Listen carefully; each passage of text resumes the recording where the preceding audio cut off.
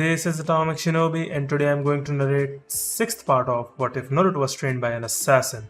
If you enjoy this video, please like, share, and subscribe to this channel. Now wasting no more time, let's start the story.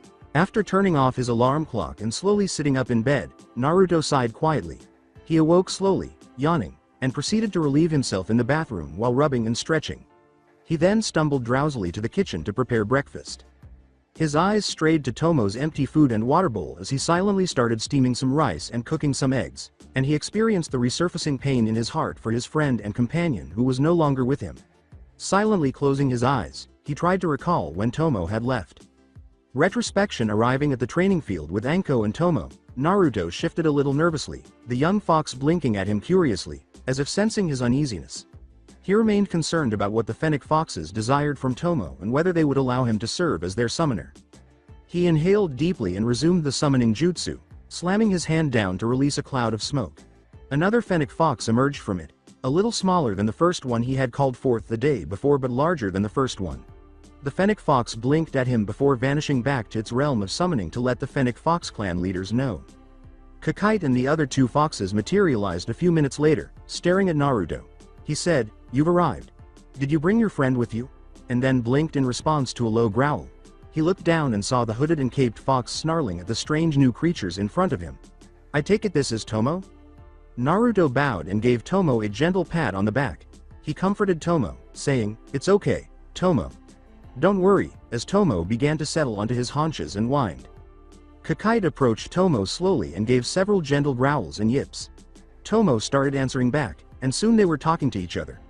Kakite eventually drew nearer and started to smell Tomo. The young fox kid was tense but gave him permission. After doing so a few times, Kakite, much to Naruto's astonishment, placed a soft paw atop Tomo's head and channeled a tiny bit of chakra into Tomo. Tomo's fur fluttered and twitched, then calmed down when Kakite withdrew his paw. Kakite said, "It is as I thought," in a way that Naruto could comprehend. "He is one of us." "Is he a Fennec Fox?" inquired Naruto. Tomo, it had to be said, had long ears, like Fennec Foxes, but narrower. Furthermore, he appeared larger than a few of the Fennec Foxes that Naruto had observed. "It's not a pure Fennec Fox, according to Kakite. From time to gain new blood and new abilities into our skulks, Fennec Foxes will travel into your world here, and they will either impregnate or allow themselves to be impregnated by other foxes they encounter. The parent will stay with their mate long enough to raise the kits to a point where they can fend for themselves. At which point any of the kits that show potential at becoming a member of our skulks are brought back to our realm, to be trained. The other kits are left to grow up and live normal lives here in your world. However, this does mean that, on occasion, those foxes born of such a union but left behind might end up mating with others like them, and their union could spawn a fox kit that has the potential to become part of our skulks. It is very rare that we ever find such kits though, as we do not often enter your world, and only encounter them when seeking new bloodlines. Tomo here has our blood in his veins, though it is diluted somewhat." At that, Naruto blinked. He was shocked and said, "He's one of you, a member of your summoning contract? Your skulk, you called it?" "Yes, he is, but not my particular skulk," Kakite remarked. "Which is why I wish to make an offer, to you and to Tomo here. I would like to bring him back to our realm, to train him. Help him reach his true potential. And when his training is done, we'd like to make him your familiar, if you will." Naruto questioned in confusion, "Familiar?" Anko answered. "Summoners often have certain members of their contract they bond with.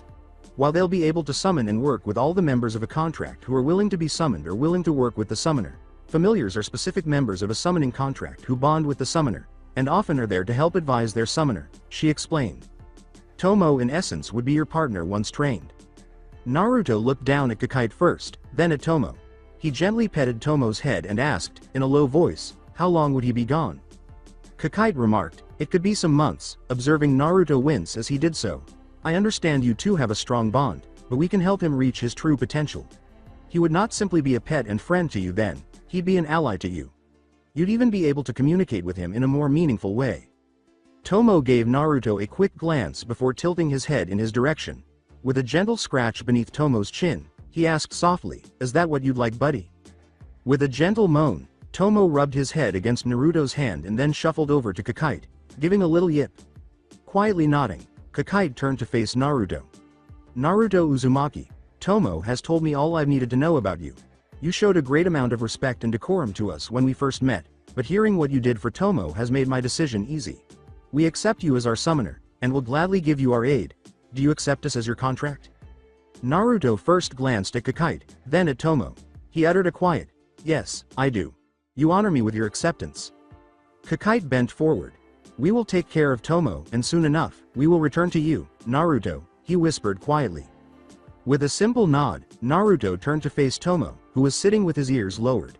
"Goodbye, Tomo," Naruto mutely said before the two fennec foxes vanished.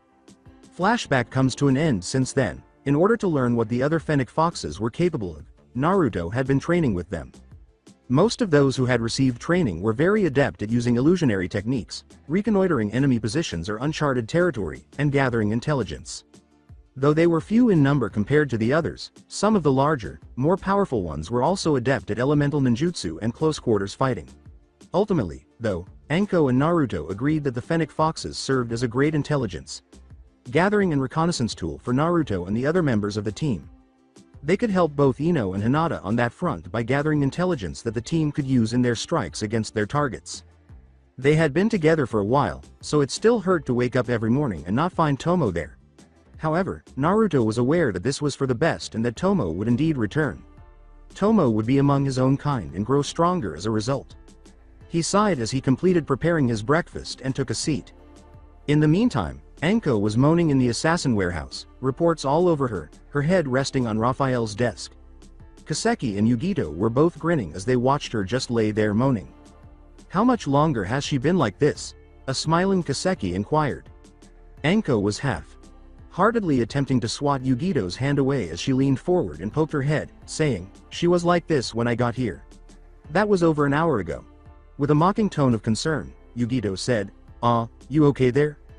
"There is just too much paperwork," Anko groaned, her voice muffled, and then she turned to face the two of them. She growled softly and eventually sat up, saying, "Raphael is Sue going to pay when he gets back for leaving me with all this?" As Kaseki leaned forward to remove a report from Anko's cheek, she asked, "Read anything interesting?" Anko started to arrange the reports with more seriousness. "At the moment, not a whole lot. Our friends in Suna have mentioned there have been strange mobilizations of late with their shinobi, and apparently there's still some minor rumblings of discontent in Tetsu no Kuni, but otherwise, nothing," Anko said while putting together the reports. Anko shook her head and Yugito inquired, "And any news from Raphael-san?" "Not since he said he and Muki were going after that bandit group in Cha no Kuni, Land of Tea. Course not expecting anything until they're done," Anko stated, leaning back. "I'm just so bored and tired of dealing with all this paperwork. Now I know how Hokage-sama feels," she said. Anko looked up as Kaseki said, "Well, I'm sure it won't be for much longer, Anko-san. Now shouldn't you be going to meet up with your team for training?" She shot up to look at the nearby clock, exclaiming, What time is it?" She quickly arranged the reports while cursing. The two kunoichi just blinked at her abrupt departure, she exclaimed, racing out of the warehouse in a blur. "You two don't mess anything up. I mean it." After exchanging glances, they both smiled and shook their heads at Anko's behavior. While they awaited the arrival of Anko and Naruto, Hinata and Ino were hard at work training. Right now, they were honing their marksmanship by firing from different angles and positions within the effective ranges of their weapons. Their targets resembled humans, with small bulls' eyes marking vital areas, and were pierced by arrows and senbon at the moment. As Hinata observed Ino practicing with her senbon, she smiled quietly. Her teammate from Yamanaka had grown more determined after their trip to Nami. After returning from Nami, Ino and Sakura were initially a little reserved and quiet, but spending time with their loved ones, friends, and teammates helped them process what they had gone through. Now that Sasuke and Sakura were working together, the two kunoichi were concentrating more on their training, with Ino assisting her team. When Ino noticed that her senbon had embedded itself into the target in the right places, she smiled. She turned to face Hinata and grinned, saying, "All right," she said, "I'm 5 for 5. Can you beat that?" With an eyebrow raised, Hinata drew her bow, stepped towards a nearby tree, hopped up onto a branch, and sat down with her back to the target. She inhaled as she pulled an arrow from the bow's storage seal, knocked it, inhaled again, and leaned back, locking her legs to the branch and firing in a split second while upside down. With a sly smile on her face, Hinata let the arrow fall to the ground with ease, striking the target exactly between the eyes. Ino just stared, then sulked. With her arms crossed, she remarked, "Well, try doing that 5 times in a row," while Hinata continued to smile. Just then, Anko leapt out of another tree and landed across from them, and Naruto emerged from the trees, moving toward them. Hinata gave a small smile. "You're running late, sensei," she remarked as Naruto arrived. Anko stuck out her tongue and said, childishly, "Yeah, well, you try handling paperwork all night long and see how you like it," to Hinata's snicker. However, Hinata's happiness disappeared when she saw Naruto because he continued to have a dejected expression. She was aware of how difficult it was for him to be without Tomo because he had been a significant part of his life and his first true friend. She knew it was still difficult for him, even though she had tried her hardest to support and uplift him. Observing Naruto's disposition, Anko made the hasty decision to divert his focus. "Right then. So here's what's going down today. Hokage Sama told us he would likely be calling a meeting of the Junin Sensei today, so it's training only. I want you 3 to spar with each other, wake yourselves up. Weapons and taijutsu only." The 3 of them nodded and turned to face each other as they hurriedly formed a triangle. Ino unwounded the kusarigama chain from around her waist while pulling the charm apart from the belt loop she had sheathed it in, slowly spinning the weighted end as she observed her teammates. Naruto slowly drew the ninjutsu from the back sheath, holding it at the ready. Hinata drew her own short curved sword from the scabbard at her side. Gazing at the trio, Anko smiled and nodded. She commanded, "Begin." But rather than charging in, the 3 of them started cautiously stepping to one side and observing the others, waiting for someone to initiate contact or trip over. Naruto was aware of his range disadvantage out of the trio. Although Hinata's blade appeared to be shorter than his, she was able to quickly transform it into a 6-foot long naginata, which gave her a greater advantage in terms of range. And that was not even the maximum range that Ino's kusarigama chain could provide her. He would have to close the distance if he wanted to defeat them, and even then Hinata could switch back to her short sword and battle him from that distance. Meanwhile, Ino was aware that the range of her weapon was its greatest asset. Since her taijutsu was nowhere near as strong as Naruto's or Hinata's, her best strategy was to hold them at a distance and attempt to force a fight before eliminating the victor. If she was using her naginata, she could disarm Hinata more easily, but without it, Hinata would be a very nimble target. If they had to battle, Naruto would be able to deflect her weapon more easily. In the meantime, Hinata was aware of her greatest advantage as well as her drawback. She was possibly the team's best taijutsu practitioner because she could effortlessly dance around and take out both Naruto and Ino in a taijutsu duel. She possessed a very good weapon that she could use to outrange Naruto and, with luck, disarm Ino. If she needed to engage in close quarters fighting, she could also constrict her weapon to a smaller size.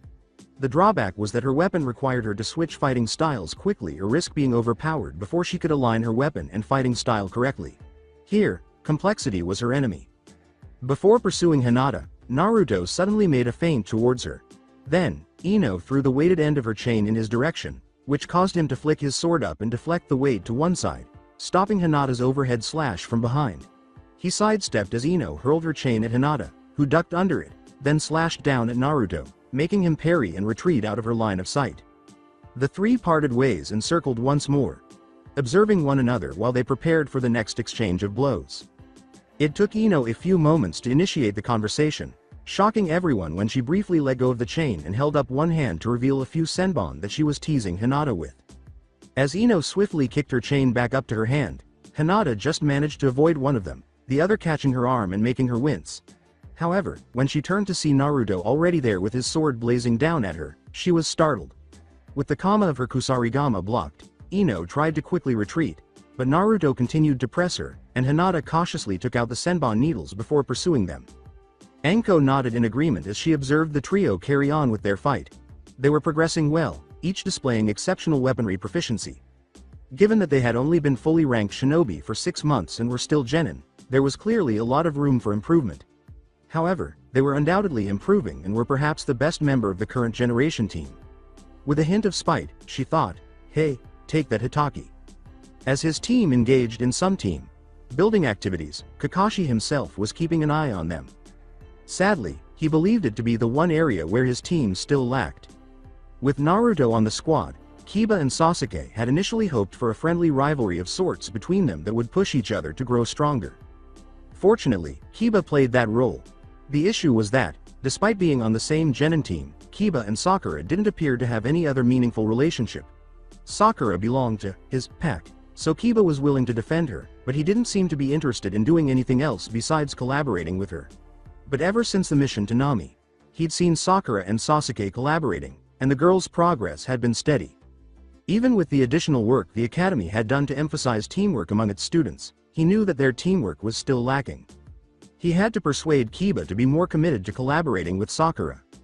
He read his book, thinking about the problem, occasionally looking up at them as they worked together on the exercise, which involved them standing in a circle with their hands extended to each other in a teamwork exercise combining chakra control. A big piece of paper was placed over each person's fingertips, and it was arranged so that the pieces balanced on both the individual's hand and the partner's hand. Without letting the paper fall to the ground or fly into the air, they had to use their chakra to keep it hovering just above their fingertips. To ensure that all 3 pieces of paper continued to gently float in the air, each team member had to collaborate with their teammates to regulate their chakra. He watched them and thought in silence about the Chunin exams that were coming up. He was aware that at some point, Hokage Sama would summon the different Chunin instructors to his office to decide which teams would be invited to participate in the Chunin exams. Kakashi was thinking about nominating his team even though he knew they weren't quite at their best because it would challenge their cooperation and give them a taste of fighting shinobi from other villages that were in their skill range. Important lessons he believed they would need to become truly proficient shinobi. He was confident that Sakura and Kiba would make it through, and that Sasuke would most likely make it to the finals. He was the best in his year group, and he wouldn't have to hold back nearly as much against Naruto than he did in their Nami spar. With a sly smile, Kakashi considered how Sasuke might even advance and convince Naruto to join his team after the latter realized how much behind he was having Anko as his sensei. All would triumph, save for Anko. Grinning, he returned to his book and waited for Sarutobi to call them to suggest teams. Eastern Ocean's midpoint, a warship of the Mizu no Kuni's navy was pursuing a smaller ship, which had a forward-mounted ballista that was armed and prepared to fire at it, somewhere between Mizu no Kuni and the elemental nation's mainland. As his second-in-command hailed the ship and gave the order to heave to and get ready to be boarded, the captain of the Mizu ship, one Mochisura Agenda, grinned. Mochisura was a well-liked captain in the Mizu daimyo's navy who was scheduled to become an admiral shortly.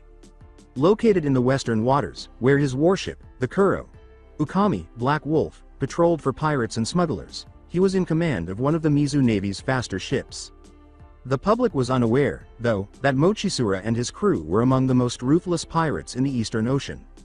Often, Mochisura would use his position to learn of important cargo shipments that were headed for Mizu or the other island states in the Eastern Ocean. He would intercept either before the ships arrived at their destination or after they had left to return to their home ports, depending on the ship's owner, destination, and valuables.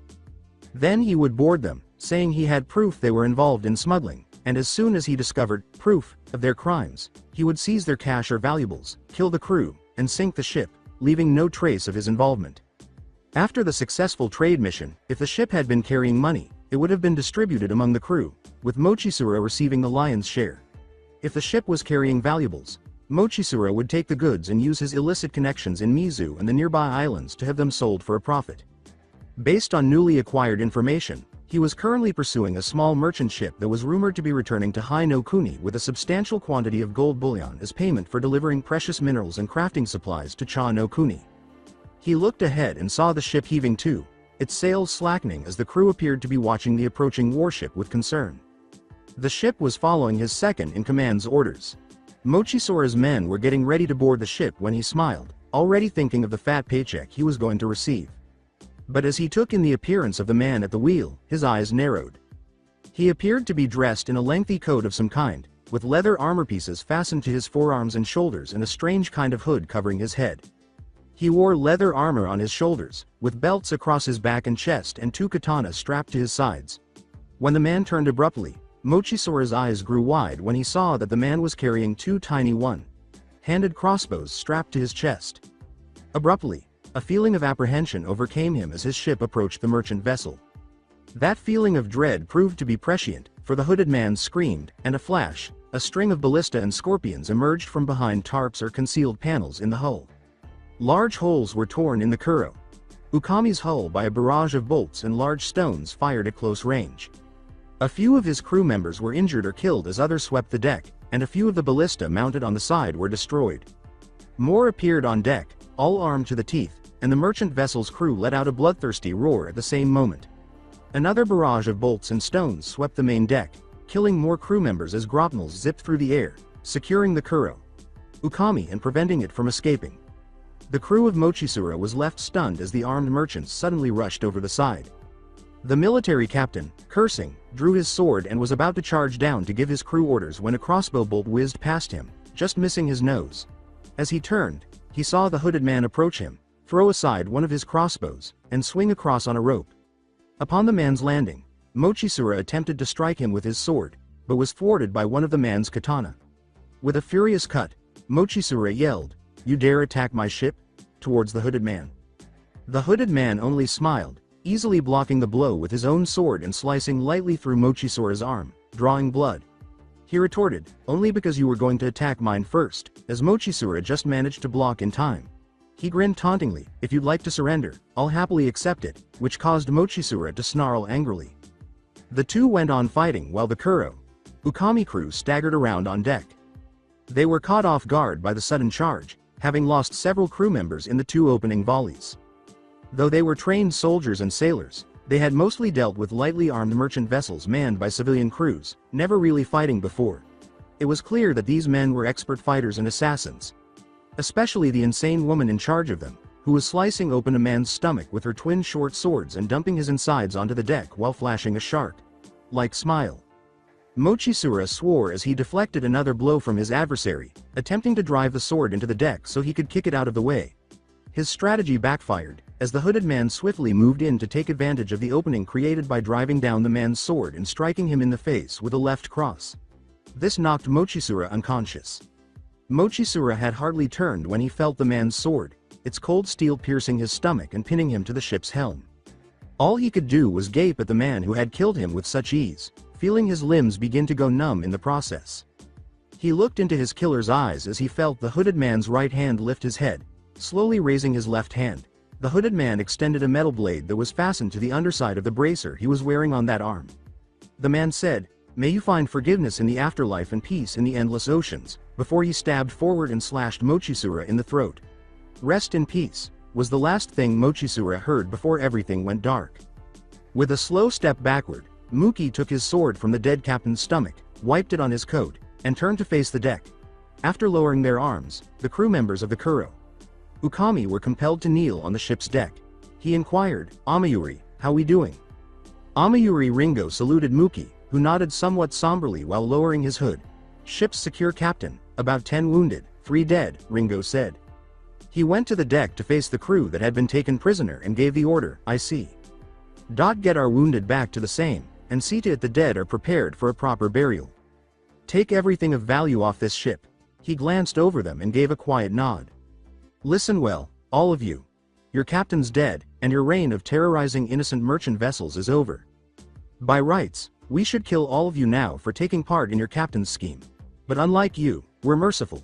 You'll be given enough provisions to get back to Mizu no Kuni, and put into your ship's rafts to row back to Mizu no Kuni. There, you're going to confess to your sins and the sins of your captain, and face punishment for what you've done. If you don't, we will find out, and we will find you. Do you understand me?" Muki nodded as the vanquished crew hastily agreed. "Put them in their boats with the supplies they need. Then once they're clear and we're done stripping this ship of burn it," he stated. Muki went back over the now installed gangplank to the Ru same while his crew got to work. He retreated to the helm and rested his back against it, then raised an eyebrow to see another hooded figure. He said, "Well, how did I do?" Quietly, Raphael nodded. He looked at the 3 bodies being brought over and said, "Admittedly, it would have been better to wait till he docked and taken him out there, but I found your use of deception well done. I'm sorry about your crewmen." With a quiet sigh, Muki remarked, "Yeah. But they know what they're getting into. This life is not one for those who are afraid to die. Still, they died helping stop a pirate hiding behind the authority of the daimyo of Mizu no Kuni. So at least that'll mean something." After nodding, Raphael turned to face Muki. "I've seen enough to know you'll make it as an assassin," said the man. "Normally, this would mean a whole ceremony back at our headquarters, with your fellow assassins and assassin recruits there to witness as you rise to the rank of assassin. But considering that means getting all the way back to Konoha, and I don't want to take you too far from your duties here in the east, we'll hold a small ceremony after we land in Hai no Kuni. So I pass?" A smiling Muki inquired. Raphael grinned and nodded as well. "Yes, Muki. "Welcome to the Brotherhood," he greeted Mookie with. After shaking Raphael's hand, Mookie looked at his men.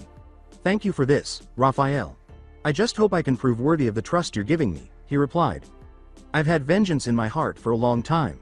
It'll be nice to help people for, well, I'm hoping the right reasons," he stated. There was a quiet sigh from Raphael. Quietly, he remarked, "It is difficult to know if what we are doing is the right thing to do. While it is easy to say that the actions of someone like Gato or our friend Mochisura were those of evil or dark men and that by stopping them we are doing good, there are others out there where their actions, and our reactions, fall into a gray area. The best we can do is hope that we are helping the people, and continuing to protect the freedom and safety they choose to allow themselves to have." Quietly nodding, Mookie raised his gaze to the heavens. A few moments of silence later, he turned to face Raphael again. "I take it you'll be heading back to Konoha now that my training is done?" The mentor of assassins nodded affirmatively. "Your training, for the most part, is complete. You had most of the necessary practical skills, and I've taught you what you need. All that's left is for you to continue thinking on what I've taught you, and piecing together what it means to you. And to continue honing your skills. Besides, I'm betting Anko is chomping at the bit for me to return and liberate her from the paperwork," he joked. Mookie gave that a smile. He straightened up and said, "Then we'll get you back to Hai no Kuni as soon as possible." While the crew of the Ukami was ushered into lifeboats with supplies and made to row away, he yelled to them, "All hands, move sharp now. I want to be away as quickly as possible." They were still loading provisions and equipment onto the ship. After about 30 minutes, the Same was heading west, leaving the burning and gradually sinking wreck of the Mizu no Kuni warship in its wake. Konoha, Hokage's office. With a quiet glance over the report in front of him, the elderly Sandaime Hokage nodded wearily. At last, the moment had arrived. The last reports from the different villages sending teams to the Chunin exams had come in. Since Konoha hosted the exams this year, the other participating villages were required to report in advance on the number of teams they were sending. This allowed Konoha to confirm that the correct number of foreign shinobi were arriving, and no more. When it came time for each village to host the Chunin exams, everything was the same. Silently, Sarutobi examined the numbers in front of him. Because the exams were held in Konoha and it was much simpler for them to enter their teams, Konoha would have the most teams entering. Still, there were at least 5 teams from Iwa and several from the smaller villages, including Kusa and Hoshi. Kiri was not sending any teams, and the obvious reason for this was the civil war they were embroiled in. But what caught me off guard were the reports that came from Suna and Kumo. Up until now, Kumo had not sent a single team to any of the Chunin exams held in Konoha due to the Hyuga incident. This year, there were 2 teams of Kumo genin registered to compete. Sarutobi was surprised that Suna, Konoha's ally, was sending just 1 genin team. However, Suna was experiencing a financial crisis as a result of their daimyo. As a result of what appeared to be an offense from Suna's cage, the daimyo of Kase no Kuni has been punishing the village by sending missions to Konoha rather than Suna. Sarutobi had tried to talk the daimyo into stopping this, but due to Danzu's actions and the daimyo's obstinacy, his requests had been ignored. Sarutobi could only hope that Konoha's ally was not thinking of pulling out of their partnership. In any case, now that the foreign affairs were taken care of, his Junin could designate their genin for the exams. He called in one of his Anbu and instructed them to send a signal to the messenger hawk unit to notify the different Junin in Konoha of the message. After that, he silently awaited their arrival. Hinata and Ino were currently fighting Hand.to. Hand at Team 8's training area. After Ino had managed to take Hinata's weapon out of her hands, Hinata had used her hidden blades and a combination of taijutsu to get close. Which was unfortunate for Ino because she wasn't very good at taijutsu. With her family's techniques, her kusarigama, and her senbon, she was much more proficient at range. But Hinata had to split her focus between fighting Ino and fighting Naruto because he was still involved in the battle. Though he was still wielding his sword, Hinata was able to stop or divert his blows by either getting close and using her hands to catch or redirect his arms or by effectively using her hidden blades to deflect his attacks. She would, however, quickly turn to prevent Ino from backing down as well, giving her the ability to effectively control the fight even though it was a pseudo 2-on-1.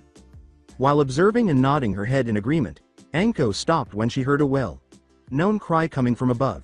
She tensed slightly before nodding as she glanced up and saw a messenger hawk wheeling in the skies above Konoha. She called out to them, "All right, pack it in." Anko approached them as they all came to a stop and turned to face her. "You're all doing well, but I want you to also work on double teaming each other. Run some drills of 2-on-1 fighting, get used to fighting that way, and keep alternating it. I've got a meeting I need to go to with Hokage Sama. I'll be back later, she stated. She vanished in a shunshin as they all nodded in comprehension. The same thing occurred with teams 10 and 7. Upon seeing the hawk's cry, Asuma and Kakashi both looked up and gave their team's orders before vanishing as well. As soon as Asuma left, Shikamaru sank onto the ground with a heavy heart. He muttered, "Man, this is such a drag." "You notice Asuma? Sensei has been pushing us a lot recently?" Choji nodded and took out a bag of chips to start eating. Grasping a few chips, he said, "Yeah, I wonder why." The answer came from Shino, who was studying a small insect and corresponding with it via his beetles. He said in a low, monotone voice, "The Chunin exams are the most logical answer. It was the appropriate time for them to be held again, and the rotation cycle would indicate that Konoha will be next to host them. Likely Hokage. Sama wishes to speak to our senseis about the events." Shikamaru simply sighed again, his eyes fixed on the clouds. "Well, that's just great," he muttered, briefly shutting his eyes. Shino was a great asset to the team, Shikamaru had to admit. He had thought that, like their fathers, he would be on a team that included both Ino and Choji when they were first assigned to teams. They would likely want to replicate the strong, almost unstoppable team dynamic that their fathers had with the present generation. Surprisingly, though, Shino was acquired by the team in place of Ino, who had left. However, Shikamaru grasped the argument after hearing Asuma's justification. Their fathers were well known, and the larger villages had probably researched strategies to try to sabotage their combined strength. Given that Team 10 lacked the expertise and camaraderie of their fathers, they would have faced significant difficulties if they had discovered a way to train them as shinobi. They disrupted the enemy's strategy with Shino because his fighting style differed greatly from Ino's. Additionally, it had somewhat altered the dynamics within the team. And Shino was a valuable member of the team, Shikamaru had to concede. He was a rational thinker who could be relied upon to supplement Shikamaru's ideas with his own opinions or points of view, enabling Shikamaru to identify shortcomings or suggest different approaches. Additionally, he lacked Ino's energy and loudness, which suited Shikamaru perfectly. It meant he could unwind and take in the clouds to a greater extent. Shino, though, continued to push the team in his own unique way. Simply put, Shikamaru and Choji were able to accept it better. Shikamaru glanced at Choji and realized how much the big boy had been hanging out with Ino since her team and Team 7 had returned from Nami. Because of what she had seen and done in Nami, Ino had been left scarred. He, Choji, her teammates, sensei, and father had all spent time with her to aid in her healing.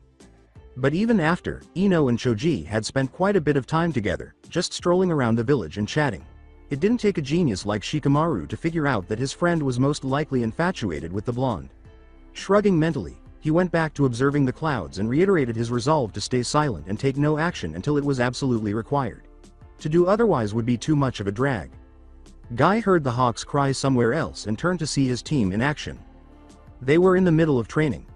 Neji Hyuga was standing in the opening, practicing to increase the focus and range of his Byakugan. He was now wearing a bulky white short-sleeved top with a high collar and straps fastening the front, along with dark brown shorts and bandages covering his right arm and leg.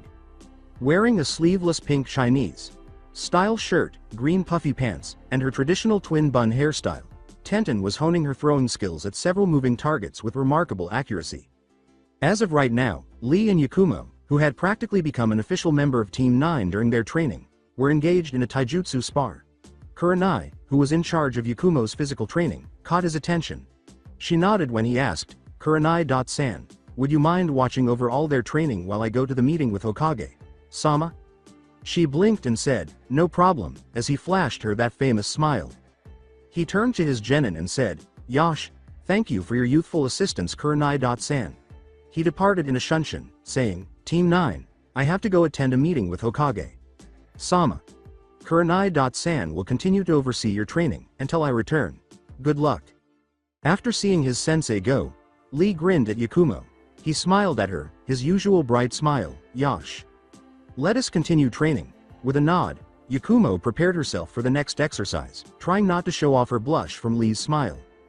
Yakumo couldn't help but feel affection for Lee, though if she was being honest, she wanted to claim it was admiration. She always felt like she could succeed because of his bright, upbeat, and helpful nature. Like she could achieve her dream despite feeling as though her confidence and strength were faltering. Despite not telling him about her feelings for him, she was secretly crushing on him. She didn't want to disturb the situation and felt unworthy of him. She might have gained strength, but she still lacked his endurance and muscular mass. She also thought that she was unable to repay him for all that he had given to her. Not to add, she had no idea what to say or do because, quite frankly, she had never interacted socially with people on this level. She shook her head and went back to training with him, promising that one day she would show him that she was worthy of him and that at that point, if it wasn't too late, she would try to tell him how she really felt. Sarutobi watched the various Junin sensei appear before him in the Hokage's office, then he smoked his pipe quietly. He started as the final one got there. I'm sure you're all aware, but the time of the next Chunin exams is upon us. I have received the final lists of foreign teams that will be participating this year, so now, it is time to nominate which Genin teams will be taking part in this exam, he said, turning to each of the Junin. So, I will now hear who wishes to nominate their teams for the Chunin exams. Kakashi Hitaki stepped forward almost instantly. He spoke the ceremonial nomination statement. I am Kakashi Hitaki, Junin Sensei of Genin Sasuke Uchiha, Sakura Haruno, and Kiba Inuzuka. I nominate Team 7 for the Chunin exams, in a tone that hinted at pride. Asuma trailed behind and moved forward to propose himself. I am Asuma Sarutobi, Junin Sensei of Genin Shikamaru Nara, Shoji Akamichi, and Shino Aburame. I nominate Team 10 for the Chunin exams, also said Asuma. Silently, the majority of the Junin were murmuring. A relatively raw Genin team being nominated for the Chunin exams was a rare occurrence, much less two. Enko, the lone other sensei on a Genin rookie team, caught their collective attention. Grinning, Enko took a step forward. I am Enko Mitarashi, Junin Sensei of Genin Naruto Uzumaki, Hinata Mitarashi, and Ino Yamanaka. I nominate Team 8 for the Chunin exams, she stated. The person seated next to Sarutobi stood up at that precise moment. Iruka Amino, the Hokage's assistant for this meeting, said, Hokage Sama, I wish to offer my concerns on allowing those 3 teams to participate in the Chunin exams. Those 9 Genin are still relatively new to being shinobi, with only 6 months of experience under their belts. The Chunin exams might be too much for them, he stated, expressing worry. Regretfully, not everyone shared that viewpoint. Kakashi just shot him a look of laziness. I do not see how that is any of your concern, Chunin, he replied. They are not your students anymore, they are our soldiers. We know what's best for them, he stated. Iruka gave him a glare. Iruka practically spat out, do you really, Hitaki-san? You who have spent only 6 months with them, after you did your best to fail them because you didn't get the team you wanted? I taught them for 3 years, and I got to know them. While they might have grown some since their time at the academy, can you really tell me they've grown enough to take the Chunin exams? There are shinobi who train for years before taking it and they still fail, they still die. These kids are still young, and this could destroy them. Kakashi merely remarked, when I was their age, I was already a Junin, while Iruka gave him a fierce look.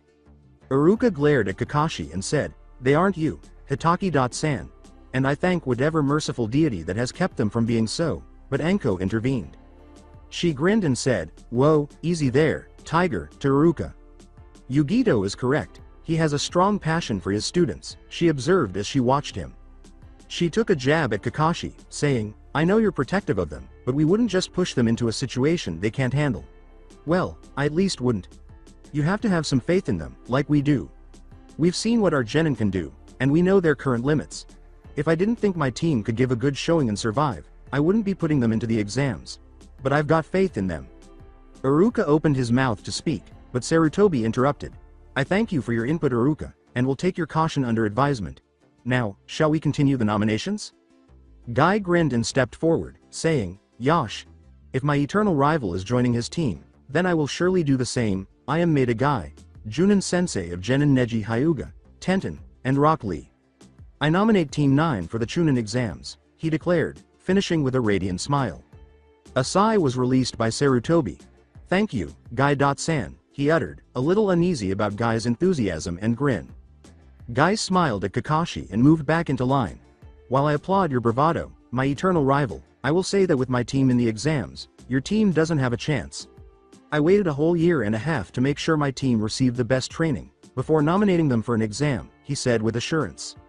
Kakashi did not even look at Guy, he simply rolled his eyes in his head. He said, you say something, Guy-san?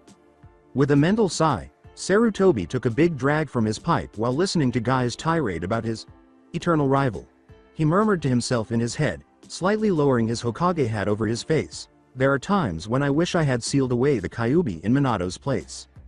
Raikage's office. Kumo, gazing up at the group of Kumo genin in front of him, saw that Kurabi, his own brother, was leading the three most intelligent and skilled members of their village. He gave the Hachibi Jinchuriki a nod, then turned to face the three genin. I wanted to speak to you in person, so you understand the importance of your mission. The Chunin exams being held in Konoha gives us the perfect opportunity to enact an operation being put together, but to also gain a chance to strike at a defector hiding in Konoha, he said. Your team will be entering the Chunin exams, both as an attempt to be promoted to Chunin, but also as cover for the Chunin team who will be going with you. They will pose as genin as well, but their objective is to gather intel on Konoha. Your objective is to ensure that at least one of you makes it to the final round of the Chunin exams, to ensure Kumo has a legitimate reason to be in Konoha. When the time comes, we'll be able to enact our plans. Are there any questions? Samui, Karui, and Omoi all said, no. Raikage, Sama, and nodded in agreement. Good. Then prepare yourselves for the journey. You'll be leaving shortly, he said, and Kurabi, be extra careful out there, he stated. With a smile on his face, Kurabi opened his mouth to speak, but he was thrown a dumbbell instead. And no rapping, exclaimed A, hastily followed by Kurabi and his pupils. A mumbled about his brother and sighed as he sat down, but he soon smiled as he glanced at the file in front of him that said, Operation Blind Eye. Something interesting had come to the attention of his spies in Suna. The increasing number of Suna's shinobi mobilizing could only indicate one thing: war. Because of the way their mobilization coincided with the upcoming Chunin exams and because there were rumors that Orochimaru had been spotted nearby, a reason that Suna was probably planning something that would happen in Konoha as well as during the Chunin exams. Particularly after learning that the Jinchuriki Gaara no Subaku, the son of the Kazekage, would be taking the Chunin exams. It would probably result in chaos within Konoha if there was a rogue ninja from Konoha who harbored animosity toward his former home. Chaos that would be ideal for him to carry out his own plans and exact revenge on Konoha for humiliating him 7 years prior with the defection of Yugito to Konoha and the failure of the Baikuban retrieval mission 10 years prior. Grinning, he started lifting weights, dreaming of the satisfaction that would come from beating Konoha. Looking at the piece of paper Anko had given him and was about to give to Ino and Hinata, Naruto blinked. So you recommended us for the Chunin exams? He inquired, looking up at her and slightly widening his eyes. Already? Anko grinned and asked, turning to face her three charges. Yep. What do you all think? After glancing at one another, they all turned to face the papers they were holding. When she did, Hinata spoke. Anko, Sensei, do you think we're ready for this? I mean, we haven't been genin for that long, she responded. Naruto gave a quiet laugh. He grinned and asked, guess we're just that awesome, right Ino? Anko snickered over that. Don't get too big of a head, Naruto. These exams will be tough. But I'm confident you all can handle them. However, this is your choice. You guys can choose to take the exams or not. I just recommended you to the Hokage, and he accepted my recommendation. As she spoke, the three of them took another look at the papers. The exams are in a week, so you'll have till then to decide. In the meantime, our team has been put on light duty until then, and we'll be doing light training until you all decide, so as to make sure you're not injured beforehand. Any questions? Hinata lifted her hand slowly. She inquired, who else is taking the exam? Hinata, you'll want to watch out for them. You too, Ino. I can't give you the exact details, due to a mixture of not giving you all an unfair advantage, and me not knowing.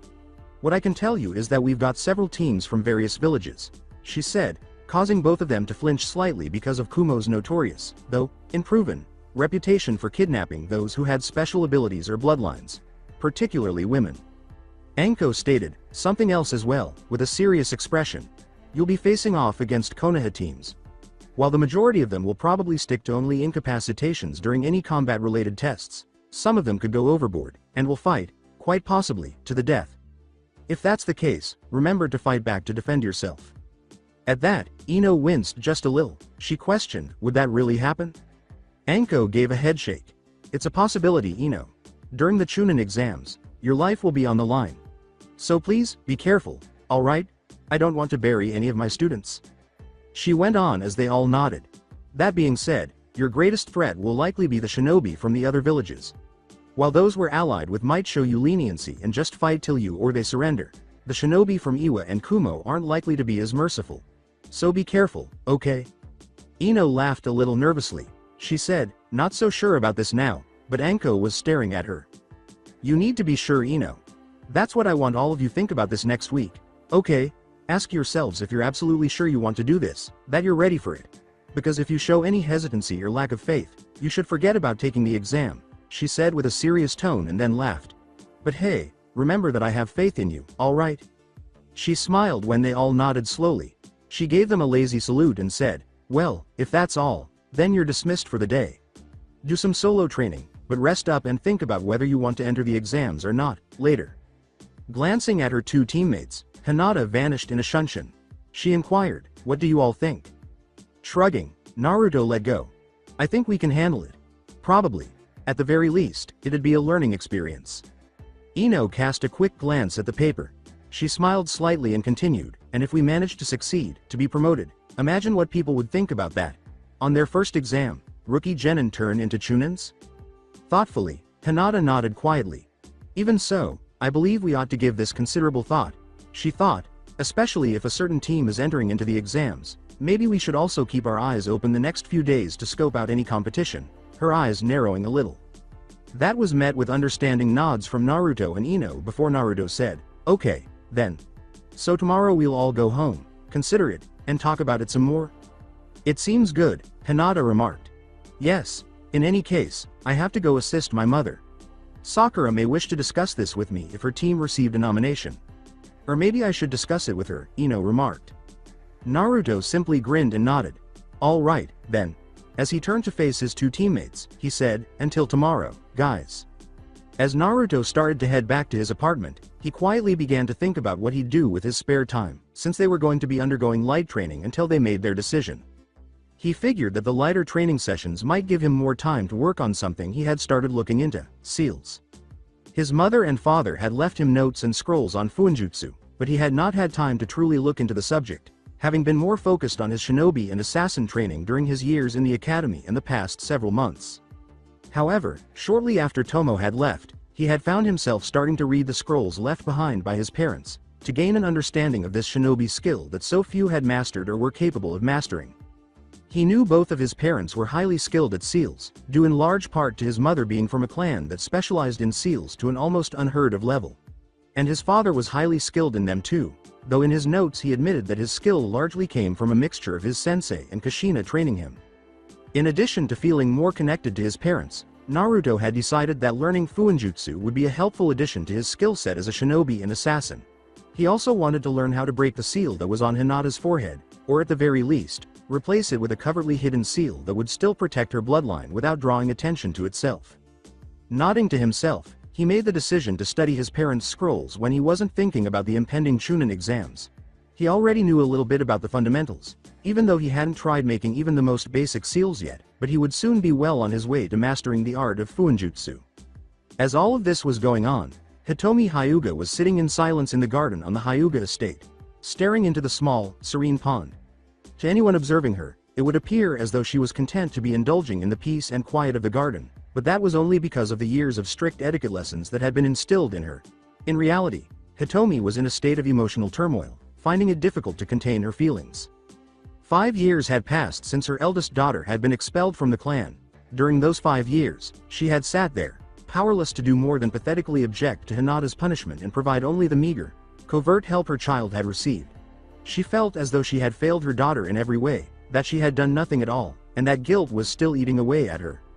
Hitomi had done everything in her power to console her youngest daughter, Hanabi, who had been devastated that her Chan was no longer with her.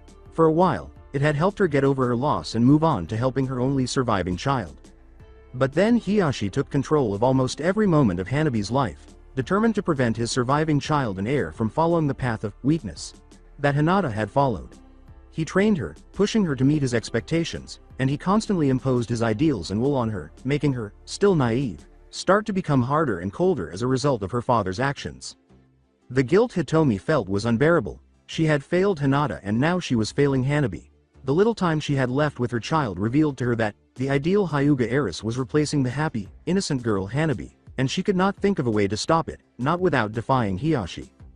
Hitomi couldn't help but feel like a coward, As a mother, she ought to be standing up for and shielding her kids from abusive situations and guiding them toward becoming confident, content adults, but instead she cowered and ran away from her husband, abiding by his and the clan's rules.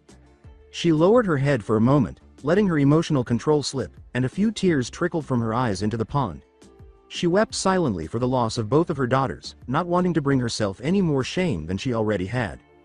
Konoha alleys. Following 2 days smiling, Konohamaru ran through the wood-lined alleys of Konoha with his two friends, Udon and Moegi. The three had met at the academy and quickly bonded over their shared desire to become great shinobi. As a result, they formed their own pseudo-shinobi team and began training together after class. Konohamaru grinned and peered over his shoulder as the trio headed to the Hokage Tower, where they were to meet Ebisu, whom Konohamaru had persuaded to train his friends as well. In this manner, I yelled as I rounded a corner and didn't look where I was going. I didn't see the person I ran into, so I yelled as I fell on my butt. The man he ran into grunted and Udon and Moegi stopped right behind him, massaging his cheek. "Watch it, you little brat," a masculine voice said as the now identified man reached down, grabbed Konohamaru by the scarf he was wearing, and yanked him up into the air. The Sandame's grandson found himself staring at a teenage boy dressed in a black one-piece suit with long sleeves and legs and a hood with 2 ears like protrusions on top. His face was covered in purple lines and markings, and the metal plate of his forehead protector bore the hourglass emblem of Sanagakure no Sato, Hidden Sand Village. He also appeared to be carrying a large wrapped bundle on his back. As Konohamaru strained under the boy's hold, a displeased woman's voice could be heard saying, "Kankuro, what are you doing?" The question was posed to a teenage girl who joined the group of black-clad Suna shinobi. She was wearing a cream-colored, short-skirted dress that exposed her shoulders. The skirt's hem sloped from her mid-upper left thigh down to her right knee, and her sleeves ended mid-forearm. Her chest, shoulders, and right calf were all covered in mesh under armor, and she had a Suna protector around her neck. Her sandy, blonde hair was pulled into 4 spiky ponytails, and she had a large iron bar that appeared to be stuck into the back of her sash. "I'm getting an apology out of this brat for bumping into me, Tamari," smiled Kankuro in return at her sister. "That's correct, brat?" With his gaze returning to Konohamaru, who continued to struggle, he asked. "Yes, exactly, as if I would ever apologize to a crazy catman who was wearing his mother's cosmetics." As Kankuro squinted, Konohamaru bellowed. "Paint, you little brat, it's war. And I suppose I have to teach you to honor your elders." He let go of Konohamaru as he dropped to his knees, clutching his family jewels, while Konohamaru scrambled back with Udon and Moegi. He raised his other fist to smash into Konohamaru's face, only to let out a high-pitched yell of pain as Konohamaru's foot connected with his crotch. With a sigh, Tamari palmed her face at what she saw. "Damn it, Kankuro, why must you be so annoying?" she whispered, watching as Kankuro stumbled to his feet and scowled at the 3 small children. "Oh my, you little punk, that's it." Reaching for the bundle on his back, Kankuro shouted, still a little hunched over, "I'm going to show you what happens when." "Is something wrong with this?" A cool, collected female voice spoke, making everyone look behind the 2 Suna shinobi. Yugito Ni and Naruto were standing there. They had heard the shouting and yelling while traveling to the assassin's headquarters to hear a report from Raphael. Now, they were eyeing the 2 Suna shinobi and the 3 academy students. When Kankuro eventually stood up straight, he gave a small sneer, to which Tamari replied, "No problem here. Kankuro, we were just on our way out." She glared at Kankuro and asked. "Yes, indeed, we simply were," remarked Kankuro. "That's good," Yugito observed as he observed them. "I would hate to think that you were going to attack the Sandame Hokage's grandson," she continued, causing Kankuro to become agitated while Tamari simply moaned. "It would mean I'd have to take you to jail, and that could cause all kinds of political problems between Konoha and Suna," she said, implying that her stupid brother would have to treat the grandson of Konoha's leader like an asshole. A figure hanging from a nearby tree said in a monotone voice, "Kankuro, you're a disgrace," before Tamari or Kankuro had a chance to speak. Naruto looked over, blinking as he took in the pale, skinned boy hanging from the tree by his feet.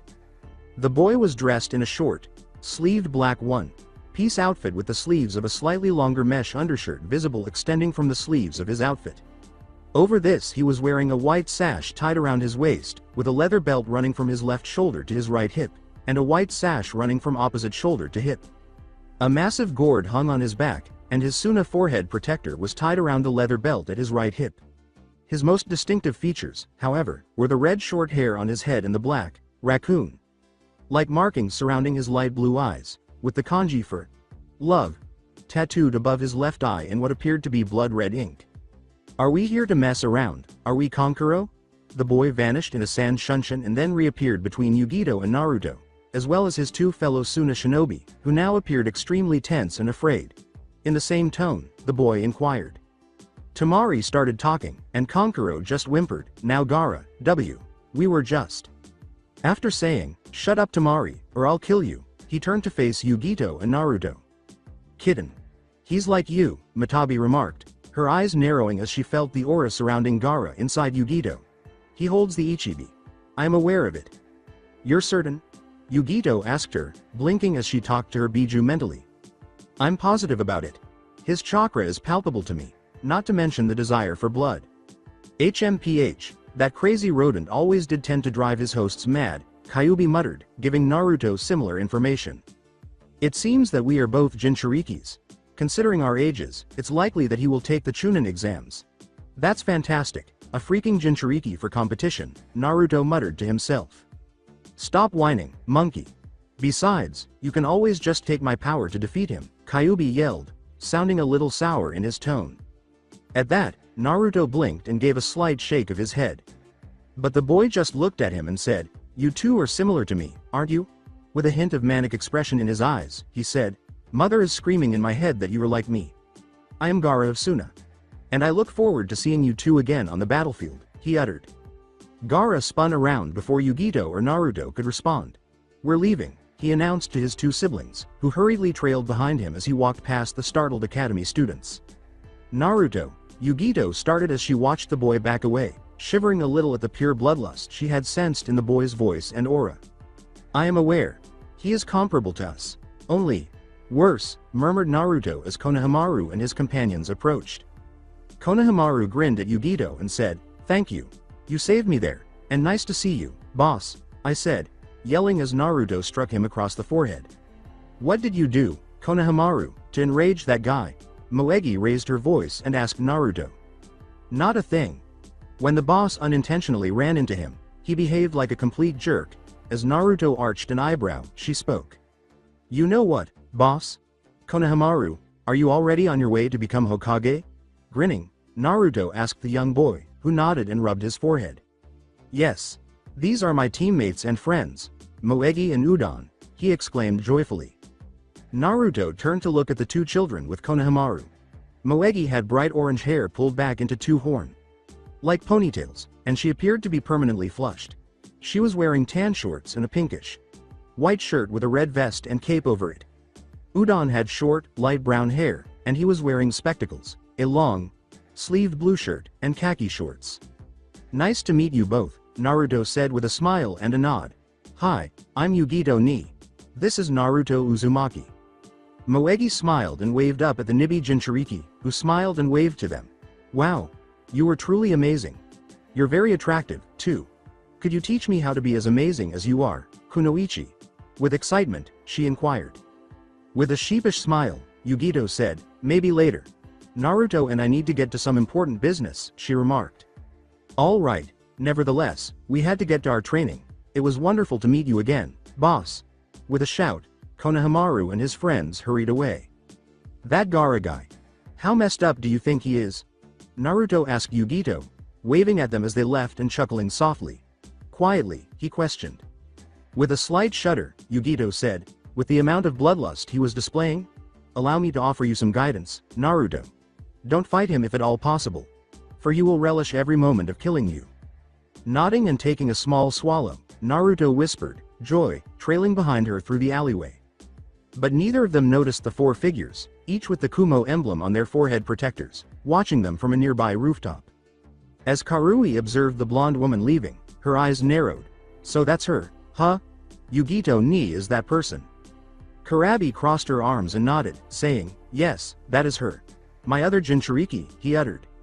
But Samui was observing the boy as he moved alongside Yugito, observing both his and Yugito's attire. "Those two are connected," she said quietly, "because they are both wearing similar outfits. Additionally, both of them had comparable bracers on their left arms." Do you believe that she might be his Junin-sensei? Omoi questioned, managing to contain his paranoia for once. Maybe. Still, if we pursue her, we might be able to take advantage of this connection. Aim for him to reach her. Or go after him for details about her, Samui said icily.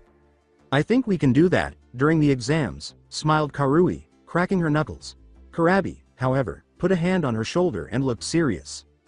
That is not our goal. Not yet, anyhow. Recall that our only goal is to advance to the finals. We shall see what Raikage Sama has to say after we complete that. Recognized? He inquired. He smiled and said, now let's go see what there is to munch on as the three genin nodded. With a sly grin, Omoi and Karui followed him, saying, Kiribai's got a craving for some lunch. Samui followed suit, silently, after giving the departing figures one last, fleeting glance. High no Kuni in the east, he had been heading to Konoha from the port where Muki had dropped him off when he had come across a group of shinobi.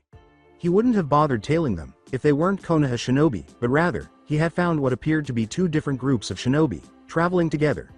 Raphael frowned quietly as he watched the camp ahead of him. There were only a few of them, maybe 10 shinobi in total.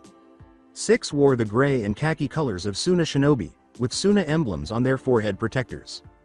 The other 4, on the other hand, had on a different uniform, a black bodysuit with a balaclava over their heads, over which they wore a grayish-purple tunic with a darker gray sash around their waist and black straps running under their armpits and over their shoulders. Their outfits were completed with high collars with a gray and black camouflage pattern and a musical note emblem on the metal plates sewn onto their balaclava foreheads. Actually, Raphael had happened upon them by chance. He had been relieving himself on the road when he had noticed a few of them walk by. Intrigued, he had pursued and discovered their fellow countrymen, all encamped. This had raised red flags in Raphael's mind because he was aware that Chunin exams were being held in Konoha, having seen a few of them when Konoha had previously hosted them, and that foreign shinobi would be participating by entering both High no Kuni and Konoha itself. However, since none of these shinobi were genin, it was suspicious that they were in High no Kuni, even though most of them were from a village that was allied with Konoha. Raphael had therefore made up his mind to track them down, to see what they were getting up to. If nothing, then no harm would come to him, but if they were up to something, then he would have to inform Sarutobi. At the moment, most of them were disbanding, while the 2 who had been on sentry duty stood guard. Raphael, however, found it amusing that, in a world full of shinobi, who were trained in stealth, none of them seemed to think to look up, as he hadn't been spotted by any of them. As they finished packing and began to leave, he waited silently for a few minutes, until he was certain that nobody was doubling back or looking for a tail, at which point he slowly got up and started to follow them, hoping to learn soon what it was they were up to. The day of the Chunin exam at Konoha Academy. Naruto looked up at the academy, nervous even though he appeared calm. The Chunin exams were about to begin, and it was the end of the week. Team 8 had continued their training, albeit a lighter one than usual, and had talked about the Chunin exams and taking them together. Ultimately, the 3 of them decided that they would take the exam if Anko had faith in them. Naruto was nervous, though, as he waited for his teammates. This was a big step, and they would be facing this without their sensei. Naruto had always known, during his training as an assassin and as a shinobi, that one of his sensei, or mentors, would be there to support him. The only time he had not had support was when he was facing the execution in Nami, and even then, he knew too many innocent lives were at risk for him to be truly anxious. The only thing riding on this, though, was the possibility of turning into a Chunin, so naturally, the nerves showed their teeth here and now. He was just getting started when he felt a hand on his shoulder. Turning, he saw Hinata and Ino there, with Hinata being the one who had touched him. Hinata tipped her head slightly and said, "You okay, Naruto-kun?" she inquired. He grinned and replied, Yeah, I'm good, you 2 ready?" Ino nodded, surveying her equipment. She had swapped out her long, sleeved top and mesh bodysuit for a sleeveless top and sleeveless mesh bodysuit, and added a pair of flared sleeve gloves that reached from beneath her shoulders to her hands. Beneath both of her sleeves, she carried senbon launchers strapped to her arms, belts of reserve senbon on her arms, and in her supply pouch. Her kusarigama was strapped to her right side, for easy access, the chain and ball looped around multiple times. She also had a hood attached to her top, mockingly declaring that it was fashionable for the whole team to have a matching piece of gear. Hinata, on the other hand, was carrying her standard shinobi supply pouch along with her bow, naginata, and hidden blade braces. She also had a pouch containing medical supplies because she had studied some medical texts and techniques written by the renowned Tsunade Senju, making her the team's medic. With his ninjutsu, crossbow, 2 hidden blades, and his supply pouch full of shinobi tools and weapons, Naruto was also prepared to go. He adjusted his gloves, inhaled, and led the way into the academy. Team 8 headed up to the second floor, where they encountered a barrier. The admission papers, which they were required to turn in once they arrived, stated that they were expected to meet at room 302 for the first portion of the Chunin exams. Naruto scowled as they got closer. This some sort of test? There was a crowd of genin gathered around a room ahead of them, with a sign that said 302 above it. 2 other genin were blocking their entrance at the door. The rooms were numbered, and the first number indicated which floor they were on. They were only on the second floor, he whispered to Hinata and Ino. There's a genjutsu on it, Hinata mutely remarked, careful not to reveal anything to others, and the 2 genin have chakra surrounding them. She then carefully activated her Byakugan and examined the sign. It's a henge. If this was an exam to filter out people who couldn't tell they weren't in the right place by simply glancing at other signs on neighboring classrooms, then they really didn't deserve to be in the exams here, Ino replied. Well, let's move on by then. Just keep moving, Naruto whispered, feeling Hinata stiffen next to him as they passed. Just keep moving, he said softly as he noticed her eyes narrowing as they locked on the former of Neji Hyuga, her ex-cousin. But Ino scowled when she noticed Tenten begging the genin to let them pass. Wait. That's the team that has that guy your friend Yakumo is training with, right? Who graduated from what last year? Why are they in this place? As they moved away from the throng, she questioned. Offering the falsehood. Wise move, they want to get rid of some of the competition, grinned Naruto. After proceeding through a training hall and up the staircase to the 3rd floor, the 3 of them entered a room where Anko was waiting for them and beaming. So you guys decided to go for it, she said. Yes. We have to demonstrate why Team 8 is the best in Konoha, Naruto grinned, while Anko merely grinned back. Alright. Guys, just keep your composure. They won't play nice because there is plenty of competition there. And best of luck. In particular, you Imouto, she addressed Hinata. The 3 gave a nod, and as a Chunin materialized beside Anko, they gave him their papers and went into the chamber. All the genin in the room turned to stare at them, but the 3 ignored them and stepped to a relatively clear section of the room. Most of the other genin just kept watching, figuring that these 3, even though they were still young, might be a threat or a challenge because of the way they carried themselves and the tools they were carrying around. They all had their hoods down now, figuring that in a place like this, it would just make them stand out more. However, they were taken aback upon encountering Team 10. I guess you guys defeated us here, Hinata remarked. Shino hardly looked up as Shikamaru spoke. It was troublesome, but he threatened to ruin my cloud watching if we didn't make sure to arrive on time. Shikamaru-san, you are not correct. Shikamaru shrugged as he said in a monotone, I just said that I asked Asuma Sensei to increase our training so that we would ensure we were ready the next time the exams came around. He said, same difference, which caused Choji and Team 8 to giggle. With a smile that was a little bigger for Choji, Ino said, well, I'm glad to see you guys here. It'll be nice to have some relatively friendly faces around during the exams. Do you know if Team 7 plans to enter? Choji, who was savoring a bag of potato chips, questioned them. No sign of them yet, but we did see Team 9 in the hallway outside the fake room, said Naruto, shaking his head.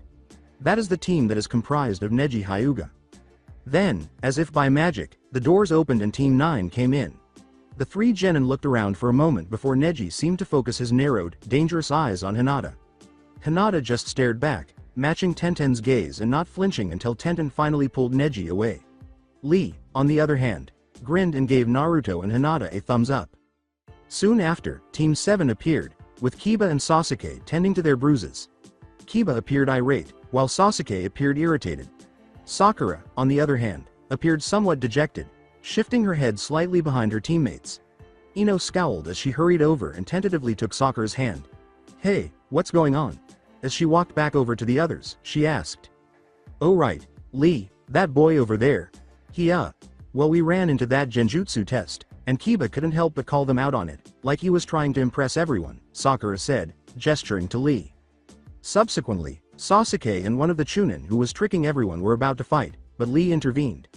He then challenged Sasuke to a duel, and when Kiba attempted to attack him, he was launched into the air. After that, he battled Sasuke, who was also vanquished, until Lee's sensei showed up and chastised him. However, Sasuke and Kiba were irritated with each other and refused to allow me to assist them, she muttered. That was pretty dumb of them, Naruto muttered. Lee may have been the last person in his year group to die, but no genin in all of Konoha may be more skilled in taijutsu. He has been working hard to master ninjutsu and genjutsu so that he can use them to defeat enemies when he only has access to taijutsu. I've heard that he is also capable of outclassing a good number of chunin in taijutsu. Well, the gang's all here, Kiba said, his eyes narrowing as he looked at Naruto. Hope you all are ready to get your butts kicked by Team 7, Kiba boasted, and Sakura shrugged a little before blinking as Kiba and Sasuke joined. Only if you manage to survive Spandex Boy over there, Kiba growled in response to Ino's joke. Naruto turned to face the others and remarked, actually, there is someone you want to avoid. You see that team over there? The one from Suna, that is? The one with the giant gourd on his back is extremely bad news, he said, nodding to where he could see the red-headed Gaara. A few days ago, I had an incident with him. The man exuded violence, and he even made threats to murder his teammates, which they took very seriously. Thus, I would advise you to avoid him at all costs. Naruto warned them as best he could, unable to publicly declare Gaara to be a Jinchuriki without disclosing his own knowledge of Jinchuriki and Biju as well as the reasons behind it. Kiba simply scoffed, dismissing Naruto's warning as cowardice, but now that he had warned them, all eyes were on Gaara, concerned for him. And just then, a second genin appeared. He wore a sleeveless purple outfit with a gray shirt underneath, a Konoha headband to keep his grayish white hair in place, fingerless gloves on his hands, and spectacles. He greeted them all with a beguiling smile. Are you all the novices, then? He inquired of them. Yes. How does it feel to you? Kiba inquired, the older teen continuing to smile. You may wish to hold off on it. When it comes to temper triggers, there are a lot of shinobi here. I'm Kabuto Yakushi, a seasoned examiner, Kabuto uttered. Are you serious? Have you taken them previously? Sakura inquired with curiosity. Kabuto grinned sheepishly and rubbed his head, saying, unfortunately, yes. He remarked, this is my 7th attempt, which caused Kiba to snort with laughter. You have to be really bad, Kiba spoke, but Ino nudged him to stop talking because his raucous cry caught everyone's attention. Shino muttered, or maybe the exams are harder than we thought, which caused Shikamaru to mutter under his breath the word, troublesome. These are my info cards, on which I've recorded all kinds of data, Kabuto said, taking out a deck of cards. They're pretty tough, but I've learned a lot of things. If you would like, I can give you some information. It was his offer. Rock Lee. Do you know anything about that boy? Sasuke inquired, curious to learn more about the person who had so easily defeated him in taijutsu. Are you aware of his name? Too simple, Kabuto remarked, riffling through his cards, each of which had a blank side. Nevertheless, he drew one and used his chakra to project an image of Rock Lee along with additional details, reading. Rock Lee is a genin student of Maeda Gai.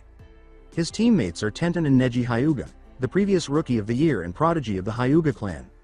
His taijutsu rating is very high, but his ninjutsu and genjutsu are non-existent, and he was the dead last in his year group. He has completed 10 C ranked and 22 D ranked missions. How about him? Recalling Naruto's caution, Ino inquired, Gaara from Suna, deciding to obtain some information. Let's see here, Kabuto said, removing another card. This is Sabaku no Gaara, a Baki genin student. His teammates are his older brother Tamari and sister Kankuro. Whoa, he and his group have finished 7 C ranks, 1 B rank, and no D ranks. Furthermore, his enemies have never even touched him. Not even one wound, he declared. Everyone blinked and stared at this, and Naruto nodded quietly, not really surprising, since Gaara was a Jinchuriki, though he had to admit he was still surprised she hadn't been hurt at all. How do you know everything that you do? Sakura inquired questioningly as Kabuto laughed. Well, I'm usually pretty good at learning things that people wouldn't expect me to. It's surprising to see teams from Kumo, since they haven't sent any in the past several exams in Konoha, he said, displaying a new card with the villages that had teams in the exams and their numbers. But something easy to find out is how many teams are here, and from what villages. However, Otobakure no Sato, a brand-new village, is also making its exam debut. They probably won't have much of a showing because they're a new village, he remarked.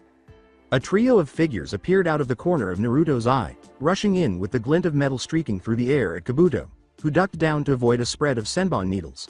One of the figures, with spiky black hair, swung a fist at him, forcing him to dodge back, and the last figure, which looked like a short bulky figure, appeared as he swung at him with a metal-covered arm.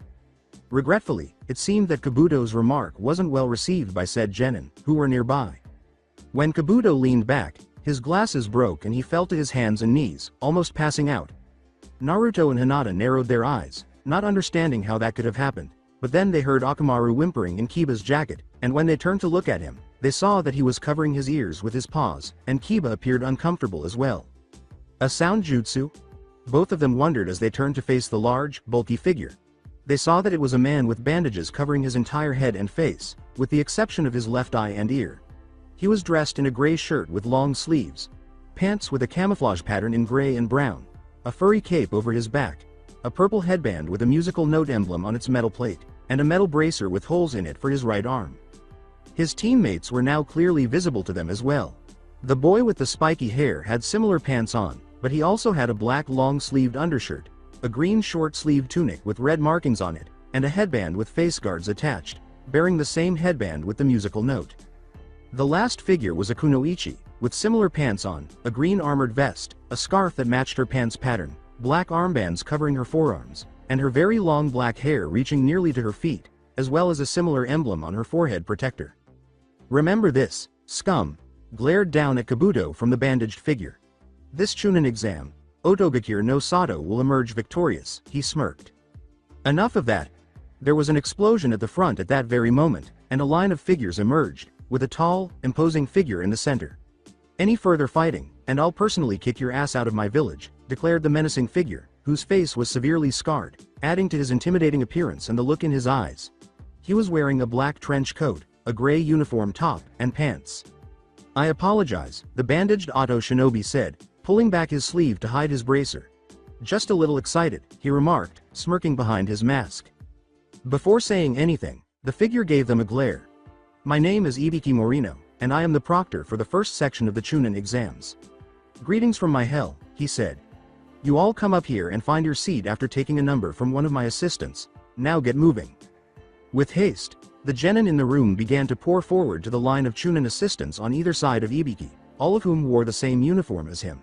They took their numbers, spread out to find seats, making sure none of them were close to their teammates, and as the last one took a seat, the Chunin started distributing pieces of paper, each face down. A written exam makes up the first part of the Chunin exams. You will have 45 minutes to respond to the 9 questions on the paper that is in front of you when I say, go. I will pose the 10th and final question to you after the allotted 45 minutes have passed. These are the test's guidelines. You already have a perfect 10 points at the beginning. You will lose 1 point for each incorrect response. If you are detected to be cheating, you will lose 2 points. You will be eliminated if you cheat or provide incorrect answers and lose all 10 points. Your team is also eliminated if you are. This cannot be argued, bargained for, or begged. One of my assistants will accompany you if you need to use the restroom so we can make sure you're not lying. Do you have any questions? He questioned, giving off the vibe that they should avoid asking any questions by his tone and scowl. He merely grinned and said, "Your time begins now." They all turned over their papers almost simultaneously, started reading the questions, and realized almost at once that something was wrong. With his eyes fixed on the question in front of him, Naruto thought, this question. It's beyond the knowledge of most genin. Hell, I think Shunin might have a hard time with this one. He started reading the other questions, which were all equally difficult.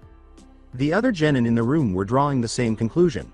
These were very difficult questions, ones that nearly all of them would be unable to respond to, and as a result, most of them began to perspire suddenly from nervousness and fear. Hinata was deep in thought when she blinked. Wait. These questions are beyond most of our abilities to answer. So how do they expect us to answer them? And what's with those rules? If we're caught cheating, we should be disqualified, shouldn't we? So why do we only lose some points? If we can't answer the questions, we have to cheat in order to answer them. And if we only lose a couple points each time we're caught cheating, then what if we're supposed to cheat? Is that the point of this test? Are they? Subtly, she turned on her Byakugan, which gave her the ability to see through people and their papers.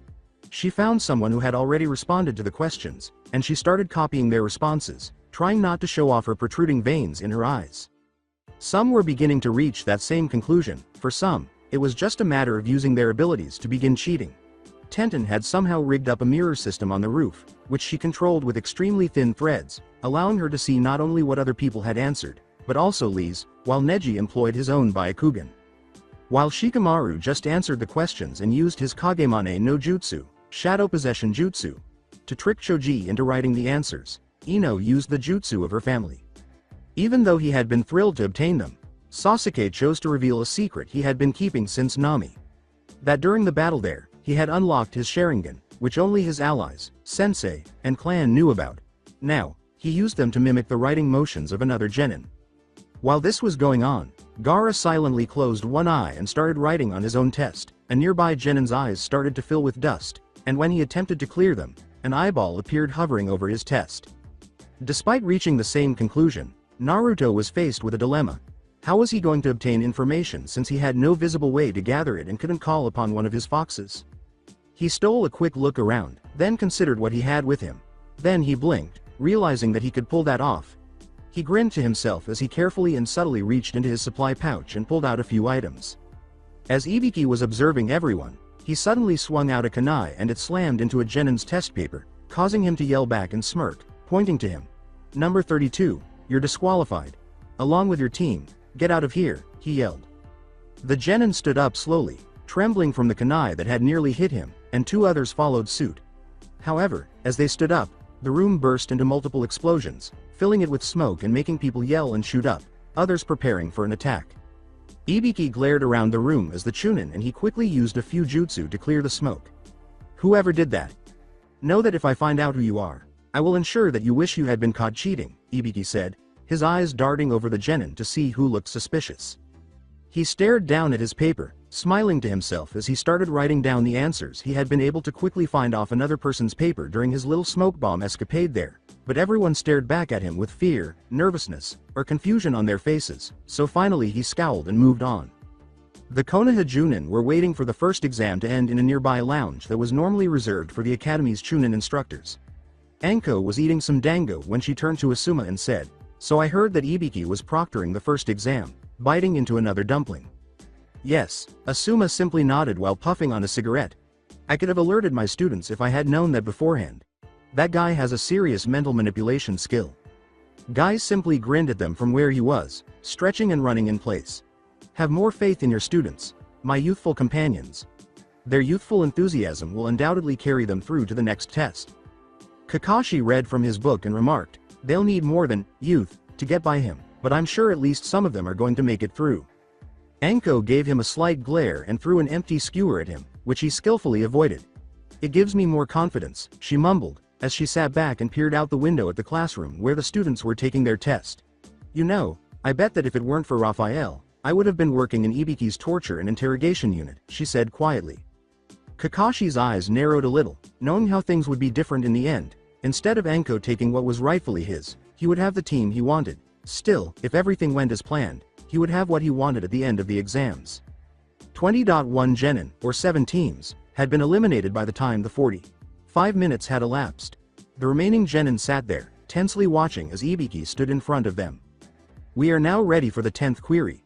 However, I will explain the final guidelines for this question before I give it to you. You have the option to answer the last question. However, you and your team will be automatically disqualified from the Chunin exams if you decide not to take it." One genin stood up at that, and there were yells of rage. "Well, of course we're going to take it.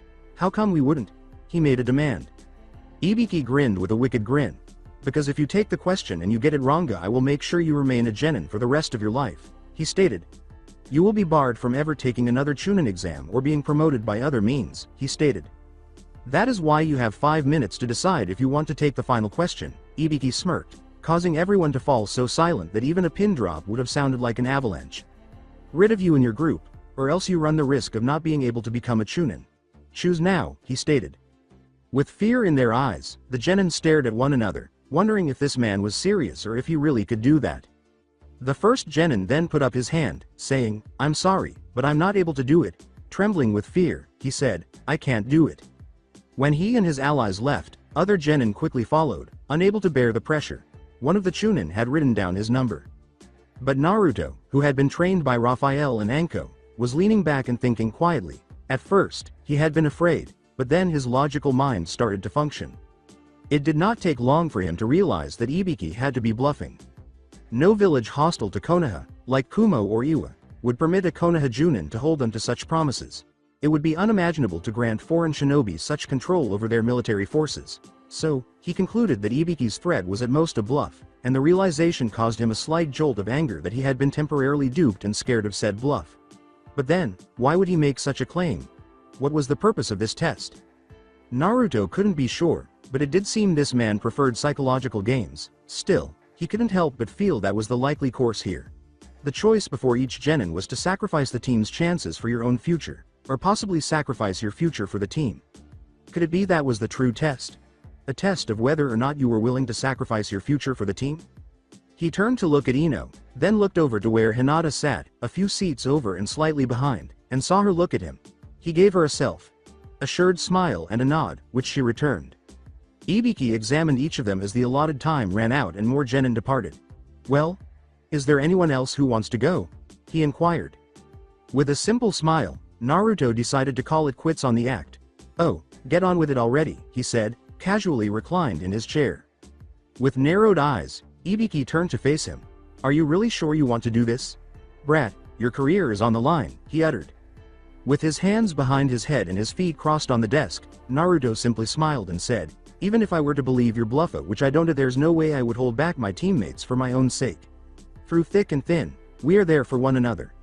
Both of us have faith in each other and in me. So go ahead and do it," he said. The other genin turned back to Ibiki, still nervous but with more assured looks on their faces as they could only stare at this audacious brat who had spoken up, and many of them felt their shaky resolve stiffen. Ibiki studied them all, impressed and irritated at the same time. "All right, then. Who among you stayed on to answer the 10th question? You've moved on," he stated. "How dare I?" The Suna team's Tamari yelled. "What do you mean? The 10th question, what about it?" "That was the 10th question," Ibiki explained. "The 9 questions you responded to tested your ability to obtain information covertly and effectively. But the 10th question assessed your readiness to give up your own interests in order to support your teammates. It is improper for someone to be a shinobi if they are not willing to put their lives in danger for the mission or the safety of their squad. You all work in a very dangerous profession," he said, pulling off the bandana to show that the top of his head was completely hairless and covered in burns and scars. "If you aren't willing to take risks, you're in the wrong line of work," he said. "Yet, you all proved you're courageous enough to risk your own futures for your teammates, and so, I congratulate you on passing the first exam," the genin exclaimed, staring horrified as he put his bandana back on. As the genin started to smile and applaud, Naruto simply grinned and gave his teammates a thumbs up. The classroom door opened at that precise moment, revealing a female Anbu in full uniform, her long purple hair falling down to reveal a mask with a cat motif on it. She looked at the genin gift before turning to face Ibiki. "These are all the ones who passed?" The woman turned to face them as Ibiki nodded. "I will be your proctor for the next exam, which will begin tomorrow at 10 in the morning. You'll report to the outskirts of Training Ground 44 at 9:30 for further instructions. Those who are late will be disqualified. That is all." Ibiki turned to the genin as she vanished in a shunshin after that, dismissed, as he put it. Naruto stood up as the genin started to file out, but he just had time to blink before Ibiki materialized in front of him, glaring down at him. "You certainly know how to ruin a mood, don't you?" he responded. Naruto merely gave him a smile. "Well, it could have been worse. I could have ruined the mood right after you tried to intimidate us," he replied. Ibiki stared at him for a moment before bowing his head slightly. "You have big balls, kid. Be careful you don't let that dumb courage get you killed. Now get out of here."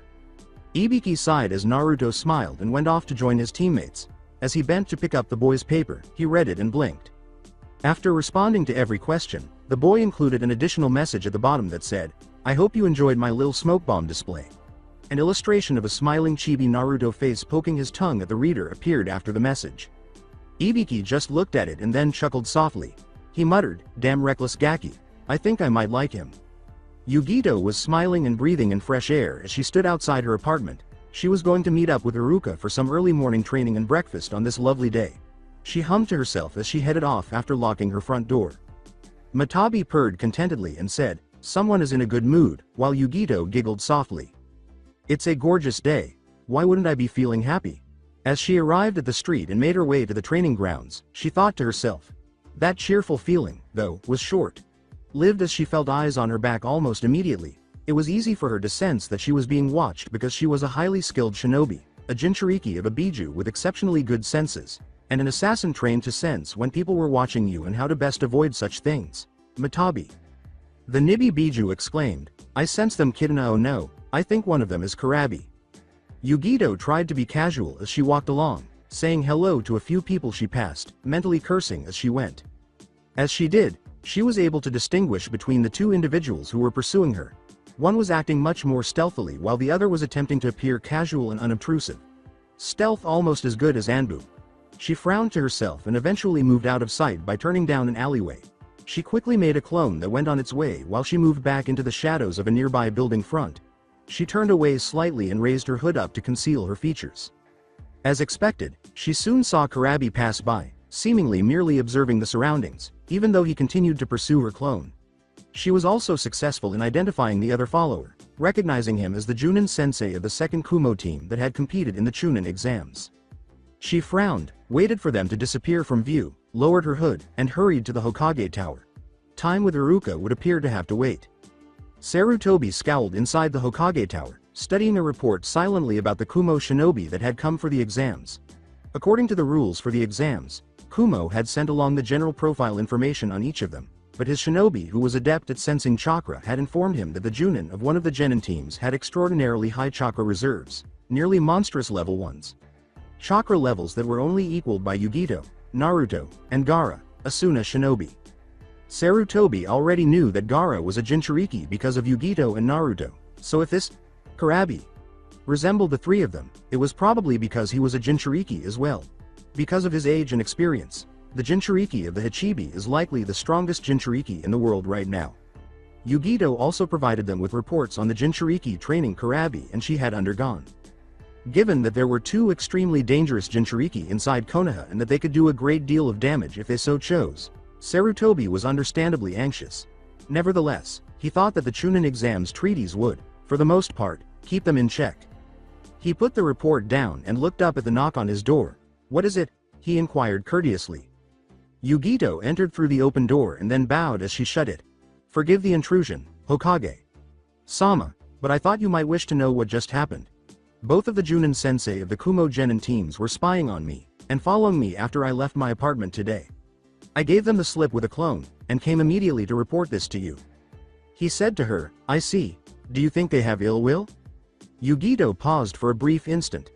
"I am certain the one Junin has ill will towards me, and would kill or capture me given a chance. Karabia I am uncertain. He is loyal to the Raikage with a bond that is close to brotherhood, yet he also struck me as being relatively open-minded when we trained together. He might be willingly to hear me out, though whether that dissuades him from any course of action against me is another matter altogether." Sarutobi nodded quietly. He said, referring to her relationship with Iruka as well as her role as an assassin, "I understand. I'll have a few Anbu keep a close eye on them when they're moving around within the village, though I cannot violate the laws of the Chunin exams unless they violate them first. In the meantime, take extra precaution against them." Yugito made a bow. After saying, "I understand Hokage Sama. Thank you for your time," she turned to walk away. Turning his attention back to the files on the Kumo shinobi, Sarutobi could only scowl. Quietly, he remarked, "I can't help but feel like there are plans in motion. Hopefully, they will be uncovered before it is too late." In another scene, Anko had her genin team assembled and was grinning at them. She grinned and rubbed his head sheepishly. "Well done, all of you. You passed the first test, and with flying colors. Though you might not want to be so noticeable next time, Naruto," she said. He said, "I'll try, sensei," and Anko simply nodded before turning to face them all. "Okay. I can't tell you anything specific about your next exam, but I can say this. The next part is going to be extremely dangerous. I want you to stay together, keep your wits together, and stay smart. And most important of all, do not hold back. At all. Even against teams from Konoha. Because this next exam of death is a very real possibility," she said in a deathly serious voice. All three nodded, their expressions matching Anko's serious expression. She smiled a little at them and then reached out to gently stroke Hinata's head, which was covered in bandana. "I'll see you all when it's done. Make us proud out there," she concluded, "and good luck." Hinata smiled as the three of them nodded. She said, "Thank you, Nae-san." Ino grinned. "Yes," she said, "thank you, sensei." With a seductive smile, Naruto said, "We'll make you proud, believe it." Anko simply observed them leave, grinning, before the smile vanished. She whispered, "You'll need it," as she watched them go. The genin made haste to training ground 44, following the instructions they had been given. They soon came upon other genin teams traveling in that direction as well, and finally they came to a chain link fence topped with barbed wire and covered in warning signs cautioning everyone not to approach without the Hokage's special permission. The forest behind the fence was full of enormous trees that were packed so closely together that the shadows cast by their branches and leaves were nearly as dark as a night without stars or the moon. The trees grew to a height of several hundred feet, and their size was comparable to that of enormous castles or towers. Blinking, Naruto looked at the rather ominous forest. He questioned, "They're going to send us in there?" Ino nibbled on her lip. "My dad has mentioned this place a couple of times. Training Ground 44 of the Forest of Death," she murmured quietly. Hinata also gave a nod. "Anko has told me about it as well. Supposedly the Shodai Hokage used his bloodline to create the forests surrounding Konoha to protect it when he first founded the village. In time though, the forest was tamed and quelled, to allow people to more safely reach the village. All except this portion here, kept as a training ground for shinobi and a reminder of the Shodai's power. My father told me this place is extremely dangerous, filled with deadly plants, insects, and animals," Ino continued. "It's used by Chunin or higher level shinobi for extreme survival exercises." Quietly, Naruto whistled. Then they joined the throngs of genin now gathered outside the chain link fence. "No wonder Anko Sensei seemed so worried and serious," he said. Standing outside a small open stand with a retractable curtain that prevented people outside from seeing inside was the purple-haired Anbu. She kept a discreet eye on a watch as the genin started to gather around it. She looked up as soon as the time limit she had set expired. "Welcome all of you to Training Ground 44, known to us in Konoha as the Forest of Death. This will be the site of the second exam of the Chunin exams. You'll be tasked with a mission that will test your ability to follow orders, survive in a hostile environment, and your ability to work and fight as a team," she continued. The genin whispered softly as she produced two scrolls, a green one bearing the kanji for Earth, and a white one bearing the kanji for Heaven. She started talking again after displaying them to all the genin. "Your objective is simple. Your team will be given either a Heaven or an Earth scroll, and then assigned a gate number. Once all teams have their scroll and gate assignment, you'll be escorted to your gates, and on my signal, you'll enter the forest. Your mission will be to find a team that has the opposite scroll you do not possess and take it from them, whether through combat or more discreet means. Afterwards, you'll need to arrive at the tower in the center of the training ground. Now, here are the rules. First of all, you only have 5 days to complete this test. At precisely 1 second past 10 in the morning on the 6th day, any genin who have not made it into the tower will be disqualified. You also will not be allowed to open the scroll, as doing so will result in immediate disqualification. Lastly, your team is disqualified if any member is rendered unable to continue the test, which can mean death, permanently crippled, or disabled in such a way that they will not recover before the end of the test. Anyone who is disabled but will recover before the end of the test may be allowed to continue. Are there any questions?" The majority of the genin say nothing. Choji was about to ask Shino what they would do for dinner when Shino intervened. In a low voice, he stated, "Choji-san, we have brought along sufficient supplies, and this is a survival test. We'll need to forage for ourselves in there," anticipating Choji's next question. Choji simply gave a quiet nod while the Anbu went on. She quickly made a few shadow clones, who started passing the waivers to everyone as she went on. "Very well. Before we begin, you'll each have to sign a waiver that absolves Konoha of any injuries, crippling or otherwise, you may suffer, as well as absolving Konoha of your deaths as well." She pulled out a clipboard and started reading off team designations in home villages. "When I call your team number and village, please step forward to receive your scroll and gate number. Your entire team will need to turn in fully signed waivers in order to proceed. Otherwise, you'll be disqualified," she said. Team 8 went to their gate to wait for the signal to start after receiving their scroll, a Heaven 1. Naruto tensed up as they approached, sensing that someone was watching him, and then he turned to see a group of Kumo genin glaring at him. Actually, it seemed more like the redhead with the dark complexion was glaring at him, while her blonde teammate just gave him a detached, emotionless glance. He turned back to Hinata and Ino, who both gave him a shrug and scowled. While this was going on, Sasuke gave Kiba the Heaven Scroll that his team had been given because the dog boy would not give up and insisted that he should carry it.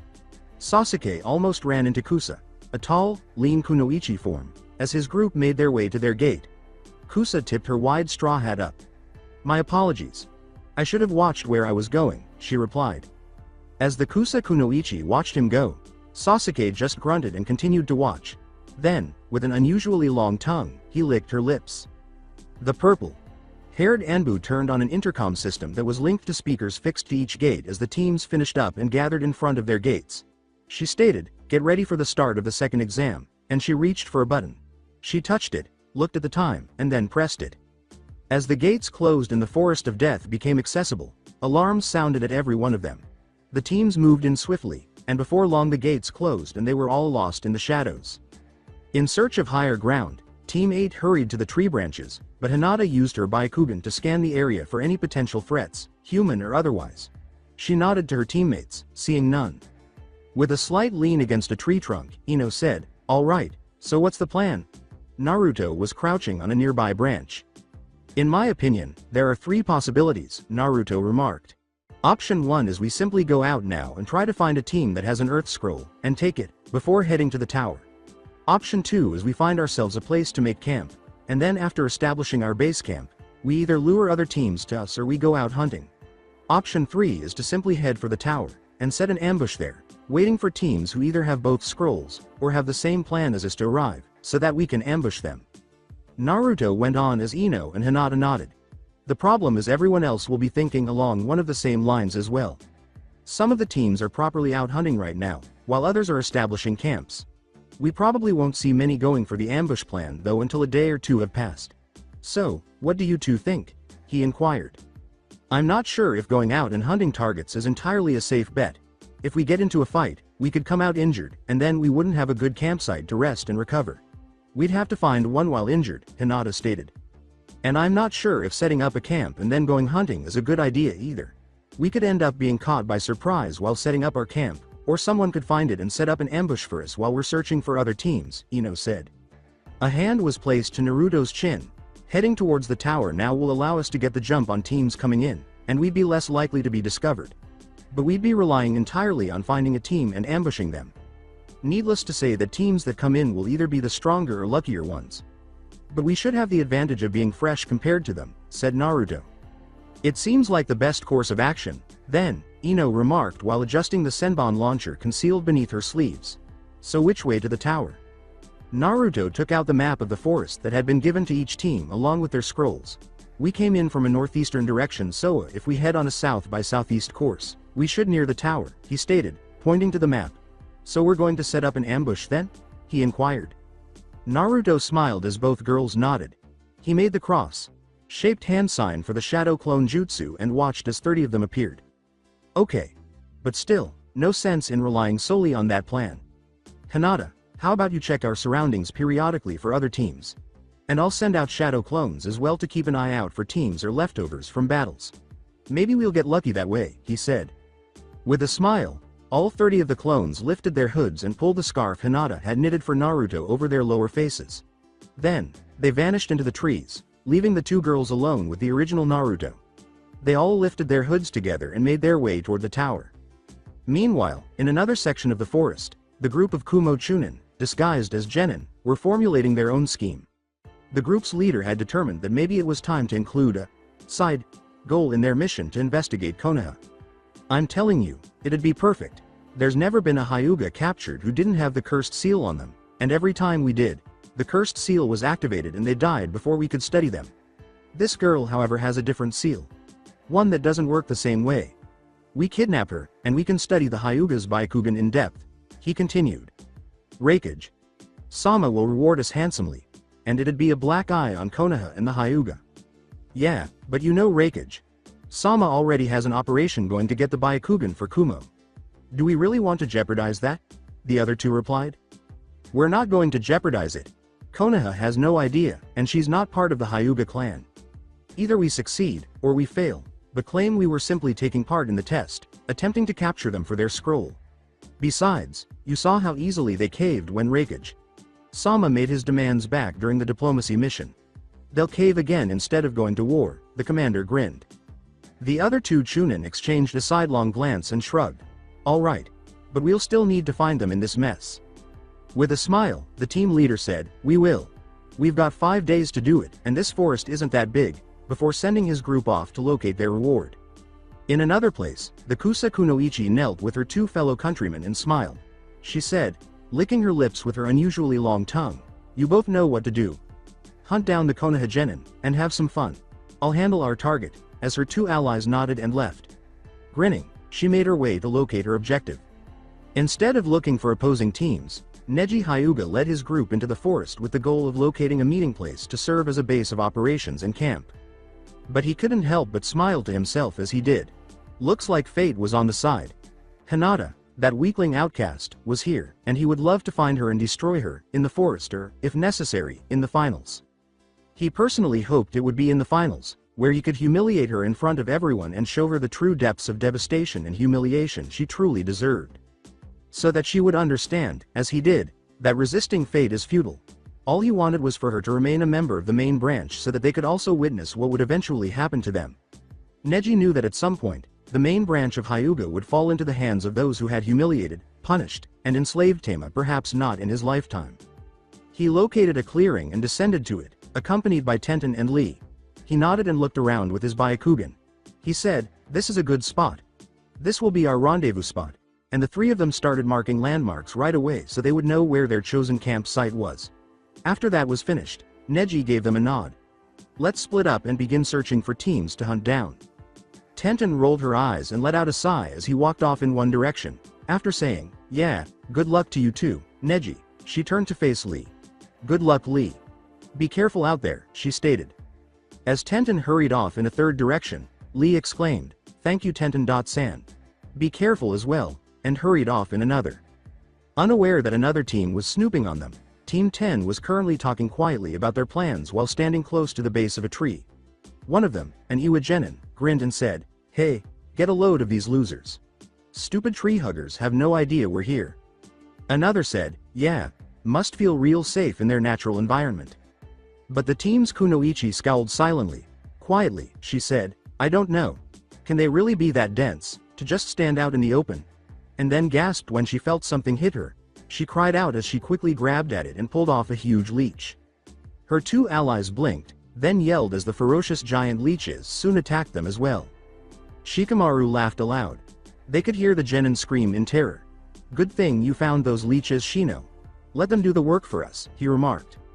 They were getting closer to the tree where the genin had been, so Shino just adjusted his glasses.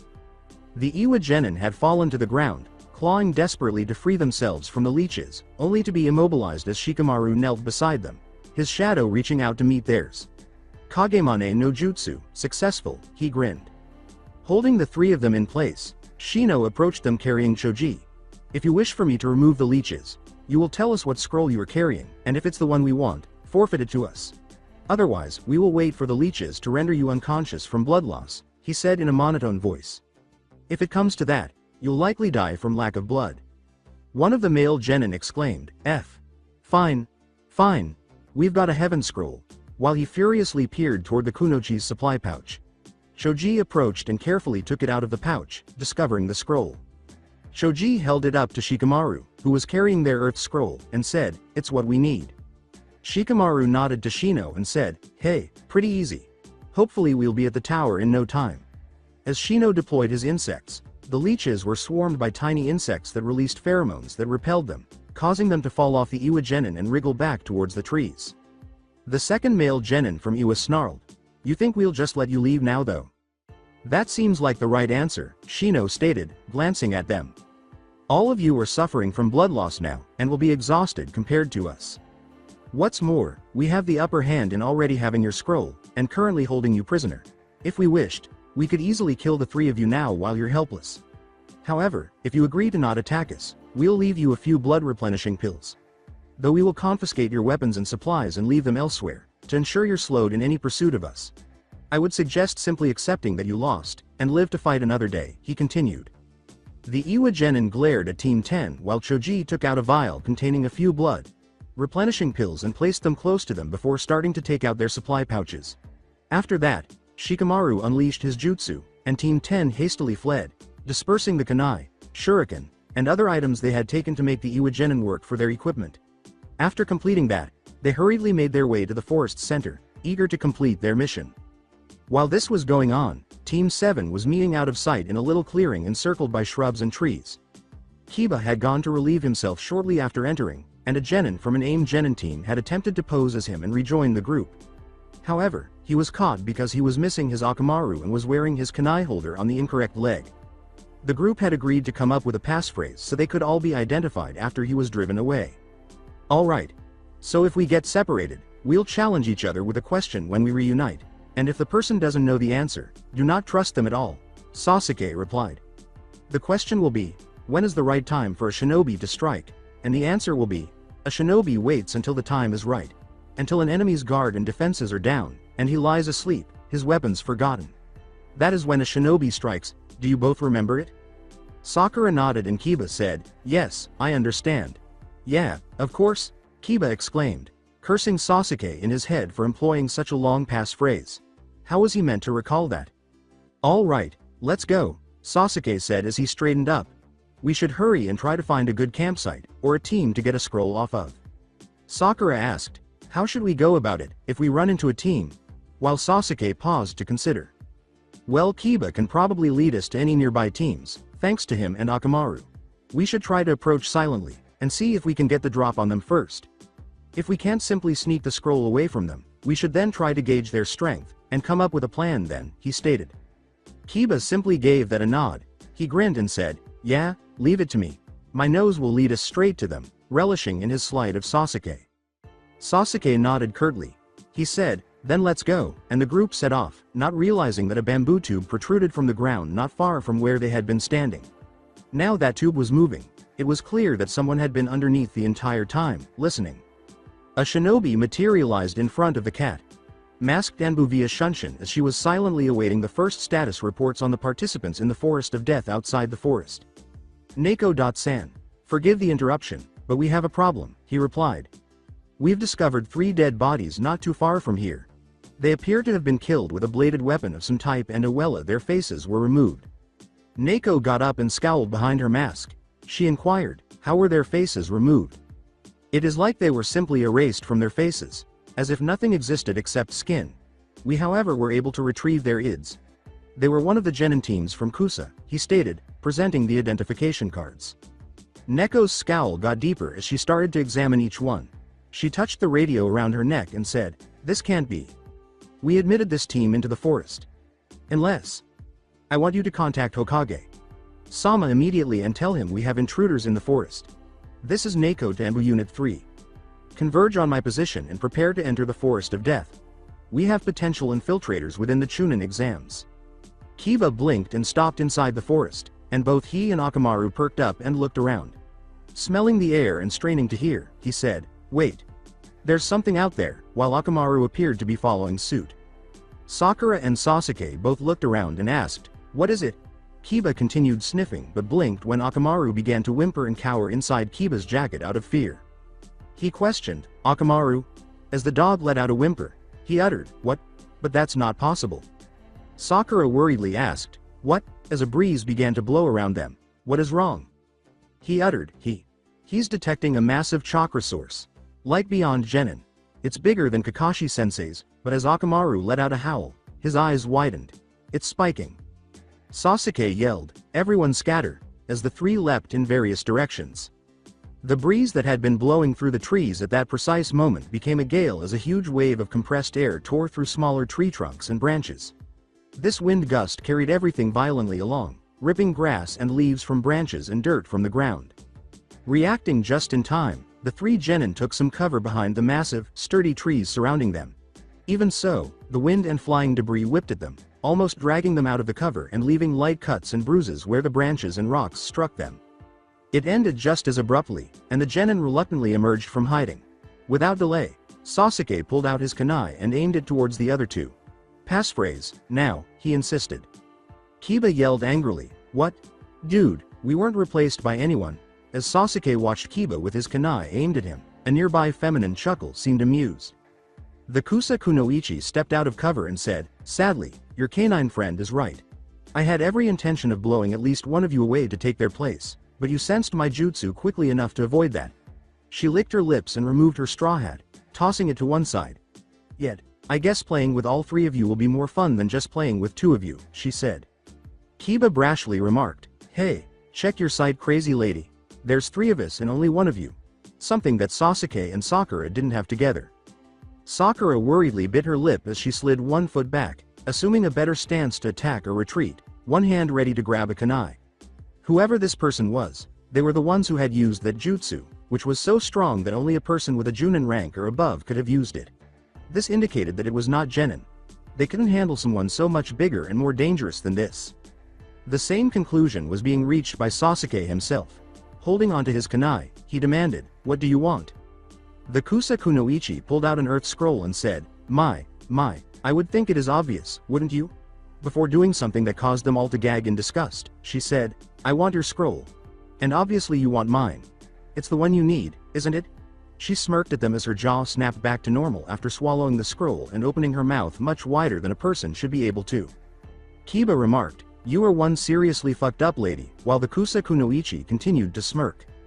Her eyes suddenly widened. "My dear mutt. You have no idea what I am," she said, and in an instant, waves upon waves of killer intent washed over all 3 of Team 7, bringing them to their knees with horrific images of their own deaths washing over them. Sakura almost went into a catatonic state. Kiba actually puked, and Akamaru was howling with fear and despair. Sasuke was the only one holding on to some semblance of rationality despite experiencing such overwhelming terror. "This isn't Humana, they're a monster. Our demise is imminent," he thought as said Kunoichi let out a disappointed sigh, eyes wide with terror and staring at the horror in front of him. She said, idly removing a pair of kunai, "I must say, I was expecting so much more from the Uchiha and Inuzuka heirs." She continued, "It appears I greatly overestimated your abilities," as her arm slowly withdrew to throw them. Shaking, Sasuke tried to make his body react. He had to take any action, to save his group and himself. He persisted in attempting to coerce his body into responding. In an attempt to activate his Sharingan, he even tried applying chakra to his eyes. And they did activate just as the kunai began to fly in his direction. He was able to move, so he deflected one of the 2 incoming kunai with his kunai while grabbing Kiba and Sakura and throwing himself behind a tree with them. The Kunoichi from Kusa grinned even more. She whispered, "Ooh, you do show promise, little Uchiha. But let's see if the frightened birds can escape the snake," and began to follow them. Though Sasuke knew he couldn't run in this manner, he continued to run, pulling his allies with him. He needed to jolt one of them into reality. He stopped, turned, and gave Kiba a punch to the face while growling. He yelled, "Wake up, damn it," as Kiba shook his head. With trembling and shaking, Kiba exclaimed, What the hell was that?"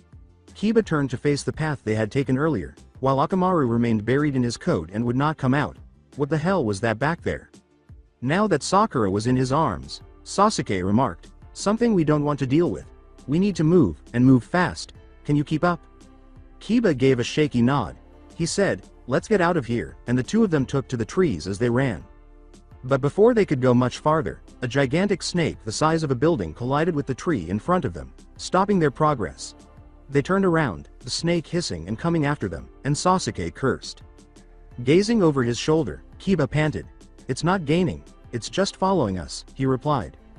He said, "It might be driving us somewhere. Change course," and Kiba followed him as he turned right this time. Yes, the snake did turn and was moving faster now, clearly trying to get between them. With his Sharingan in hand, Sasuke desperately searched the area for a place to hide or flee from the snake. He nodded toward a hollow in the tree. He yelled, "There," to Kiba. They made a quick leap from tree to tree, diving into the hollow and watching the snake slither through the trees as they did so, using the trunks as cover to cut off the snake's vision. Kiba moaned in fear as Sasuke placed Sakura down, observing her face turn pale and her green eyes now glassy and blind. He shook Sakura and commanded her to wake up. He whispered, "Wake up, we need to get going."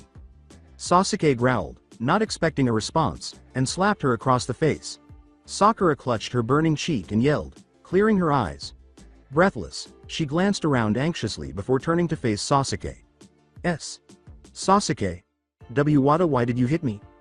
"I'm sorry, Sakura, but I had to do it to shake you out of whatever that freak did to us," Sasuke murmured quietly. "We need to get moving, and fast. Can you run?" Sakura released her cheek and gave a small nod. She said, I think so, and stood up. As Sasuke began to speak, his eyes widened and he grabbed Sakura and Kiba, pulling them away as an arm appeared from the tree trunk and stabbed a kunai down where Sakura's head had been. "Good. Then we need to." Sasuke started to say. With a quick series of hand gestures, Sasuke pulled them behind him and shot a fireball into the hollow, lighting it on fire. With a yell of, "Run!" Now, Sasuke's two teammates started to run, leading the way. But the enormous snake that reared up in front of them stopped them, and the Kunoichi appeared behind them, grinning. She stepped forward and remarked, "That was quite a jutsu you threw at me, Sasuke-kun, but not quite good enough." Sasuke gave a small shudder and then glanced back at Kiba. Wait, you want our scroll, right? That's what you want?" he inquired. The female arched her brow. She said, "Ooh? Giving up, are you?" "Yes. We're giving up," Sasuke said, turning to face Kiba after giving him the scroll. Had it been any other time, Kiba would have screamed at Sasuke for being a coward and attempted to deck him. Giving up was something that an Inuzuka almost never considered, and Kiba, being a brazen young male Inuzuka, would be even less inclined to do so. But in this case, Kiba knew better than to play with this person. With haste, he produced their heaven scroll, which Sasuke raised in response to. He questioned, "This is what you want, right?" The Kunoichi just nodded and grinned as he walked over to them. She said, slowly reaching out to take the scroll, "Yes it is. I'm a bit sad our game came to such a predictable end, but then again. Birds will always sacrifice their eggs and nest to save themselves when a snake comes calling." She let out a "urk" as she began to fall forward, but the crossbow bolt that had struck her base of the skull vanished into mud. Kiba, Sakura, and Sasuke all looked around in shock, not understanding where the crossbow bolt had come from. They all turned to look around, but they saw nothing. Slightly frowning, the Kunoichi slowly emerged from another tree trunk, a little distance away. She slowly made her way through the treetops, searching for the person who had killed her clone, her eyes now scanning the tree line in the general direction where the bolt had come from. In a similar vein, the shooter was covertly moving their position in an attempt to conceal their identity as they searched for the clone's creator. A swarm of snakes crashed into the branch they were standing on as they threw themselves away. They had halted on one branch and were preparing their crossbow for a second bolt when their sixth sense warned them of impending danger. After landing on the same branch as Team 7, it was discovered that the shooter was none other than Naruto. His eyes, which were glaring at the swarms of snakes that were now retreated and vanishing into the Kunoichi's sleeve, were the only parts of his face that were visible due to his scarf and hood. Sakura widened her eyes. She exclaimed, "Naruto?" with a look of surprise that Sasuke and Kiba shared. It was Sasuke who recovered first. He started to say, "Naruto, hurry, get your teammates. If we work together, we can hold this girl off but was cut off. "Not going to work, Sasuke," Naruto remarked, glaring at the approaching Kunoichi. "No genin is going to defeat this guy in a straight-up fight." "Guy, what the hell is wrong with you? That's a girl," Kiba growled. Naruto gave a headshake. The Kunoichi stopped, and Naruto remarked, "I know of only two people who use that technique he used just now. One is my sensei, and the other is the one who taught her. Isn't that right? Orochimaru of the Sannin." Naruto then smiled.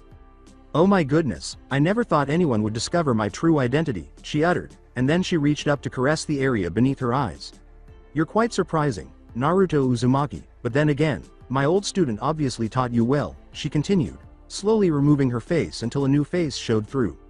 One that had golden snake-like eyes and purple lines running under and around them, giving him an even more snake-like appearance. He was pale, almost chalk white.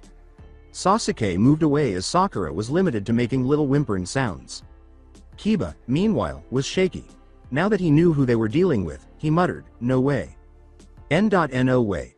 One of the three pupils of Hiruzen Sarutobi, along with the Sandaime Hokage and the Shinobi no Kami, is Orochimaru. After fighting to a draw with Hanzo the Salamander of AIM, Orochimaru and his teammates Jiraiya and Tsunade had defied the odds and earned the moniker, the Sannin, for their group. The three were regarded as some of the world's most formidable and dangerous shinobi, but when Orochimaru lost out on the Yandaime Hokage post and saw his rival and teammate's student take it, he became a traitor. Shortly after the village's founding, he left Konoha and became their most notorious missing nin since Madara Uchiha himself. And now he was in front of them, the village's most powerful living traitor. They all knew they would never be able to defeat him in battle. Orochimaru smirked at Sasuke, who could only drop the scroll he was holding while Sharingan's eyes widened in shock and horror. His voice was quiet and still somewhat high-pitched, sounding every time he spoke like the hiss of a snake. "I must say, My information on you is outdated, Sasuke. I had no idea you had unlocked your clan's vaunted eyes, he said. Smirking, he took a slow step forward but stopped when Naruto pulled out his ninjutsu. My, that's a rather bold and arrogant thing to do there, Naruto. Do you really think you have any hope of challenging me? He inquired. He said, no, I don't, but I can do this, and then he spun around and flung the scroll back at Sakura after Sasuke had dropped it. Naruto finished his turn and confronted Orochimaru, ninjutsu in the ready position, while yelling, run, and tossing a kunai with his left hand, surprising Orochimaru by making him weave to the side. Sakura was so terrified that she lost consciousness when she hardly managed to grab the scroll and saw it flying in her direction. She reached quickly for Sasuke's shirt and Kiba's jacket. She started dragging them and exclaimed, let's go, as she shook them free from their own fear-induced paralysis. The three immediately ran away as Orochimaru smirked at Naruto and swerved around his sword strike, barely avoiding the blonde genin's blow. You're very brave and very foolish, Naruto. You're going to die here, for no reason at all. With a, you're probably right, Naruto replied. But every minute I do distract you is a minute they get away, he continued. Orochimaru yelled, bravo. You truly embody that idiotic and simpering belief my dear old sensei had. Too bad it won't do you any good, deciding to put an end to the situation as soon as possible. Just as he was about to sever Naruto's exposed chest with a kunai, he noticed a flash of light swiftly moving toward his face. He barely managed to slide his face to one side, but not far enough to avoid the hidden blade that sliced his cheek and spurted a little blood. Panting more from adrenaline rush than from exhaustion, Naruto leapt back, and Orochimaru felt his cheek, narrowing his eyes. That will be costly for you, he uttered as he appeared to almost completely disappear, materializing in front of Naruto and striking the boy in the chest with his kunai. With a gasp of shock and pain, Naruto suddenly burst into smoke, exposing it to be nothing more than a shadow clone. Orochimaru dealt with the annoyance that was the blonde shinobi with a growl of frustration before chasing after his prey. Running at full speed and exerting all of their physical might, Team 7 was trying to get as far away from Orochimaru as they could. They were shocked to see Naruto join them as they jumped from branch to branch. He yelled as he moved with them, "Move it, guys." The shadow clone that was fighting Orochimaru just died.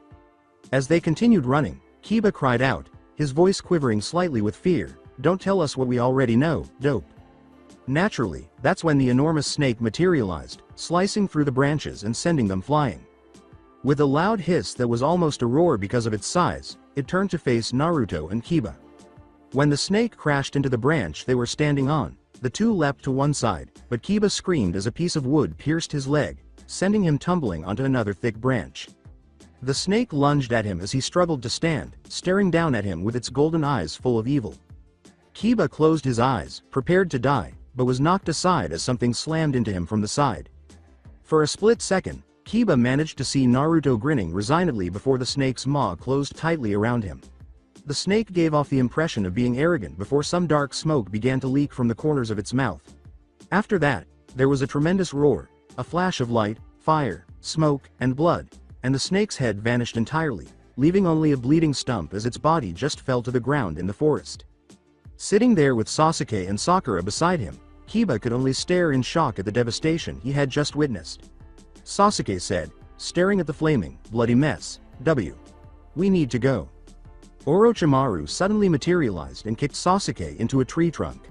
Kiba and Sakura were both ensnared in the coils of snakes, preventing them from moving. "Ooh, I don't think you'll be going anywhere," Orochimaru hissed. As he slid down, groaning and clutching his chest where Orochimaru had kicked him, Sasuke let out a cry of pain and some blood spurted from his mouth. The snake Sanin stepped closer to Sasuke and laughed softly. Sasuke gave Orochimaru a small glare as he spoke, "I must say, I am finding myself disappointed. That brat who just died saving your teammate has shown me more of a fight than you have, Sasuke. If I didn't know better, I'd say he was actually stronger than you are. Maybe I should have targeted him instead of you." "What do you want from me?" Sasuke asked, breathing heavily as he gradually raised himself.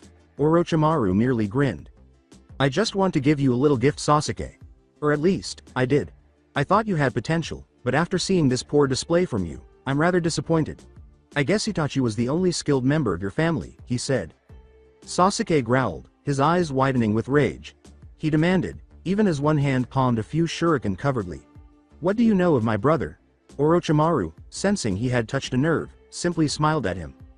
Only that your brother was not only quite the prodigy, but has grown even stronger outside of Konoha. It seems this village has a nasty habit of holding people back, doesn't it? Your brother has grown stronger, while you seem to just be stagnating, said the man. Sasuke yelled, "Tell me where he is," and hurled the shuriken abruptly at Orochimaru. When Sasuke kicked Orochimaru, the snake Sannin sidestepped and then leapt back, causing the young genin to spin around and backhand Orochimaru, who evaded his blow with ease. With an unwavering grin, Orochimaru continued to move, effortlessly evading all of Sasuke's punches and kicks. Orochimaru teased as Sasuke continued to attack, saying, "Ah, good, good. This fire, this passion.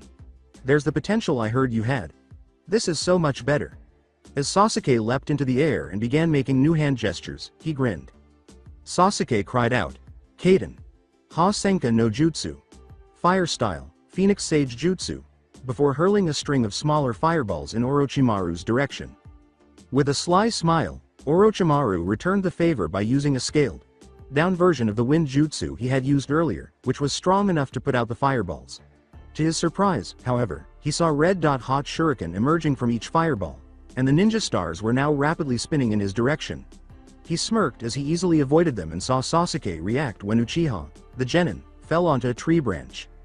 He said, "You must do better, Sasuke," only to discover that he was entwined around a tree trunk when Sasuke pulled, exposing the shuriken's ninja wire attachments on each one. Orochimaru was stuck in the middle of the wires when Sasuke pulled on them. The stars had wrapped around a tree trunk.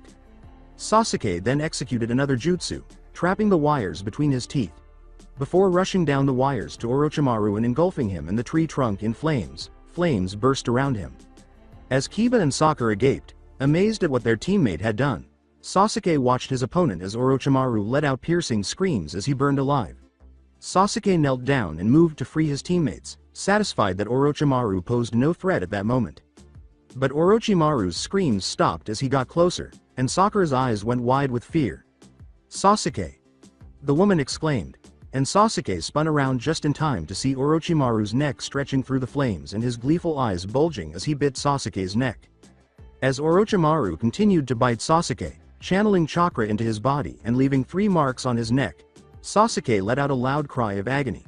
Smiling as he watched Sasuke writhe in pain, he suddenly released Sasuke, his neck retreating back into the flames, which vanished in an instant, leaving Orochimaru completely unscathed.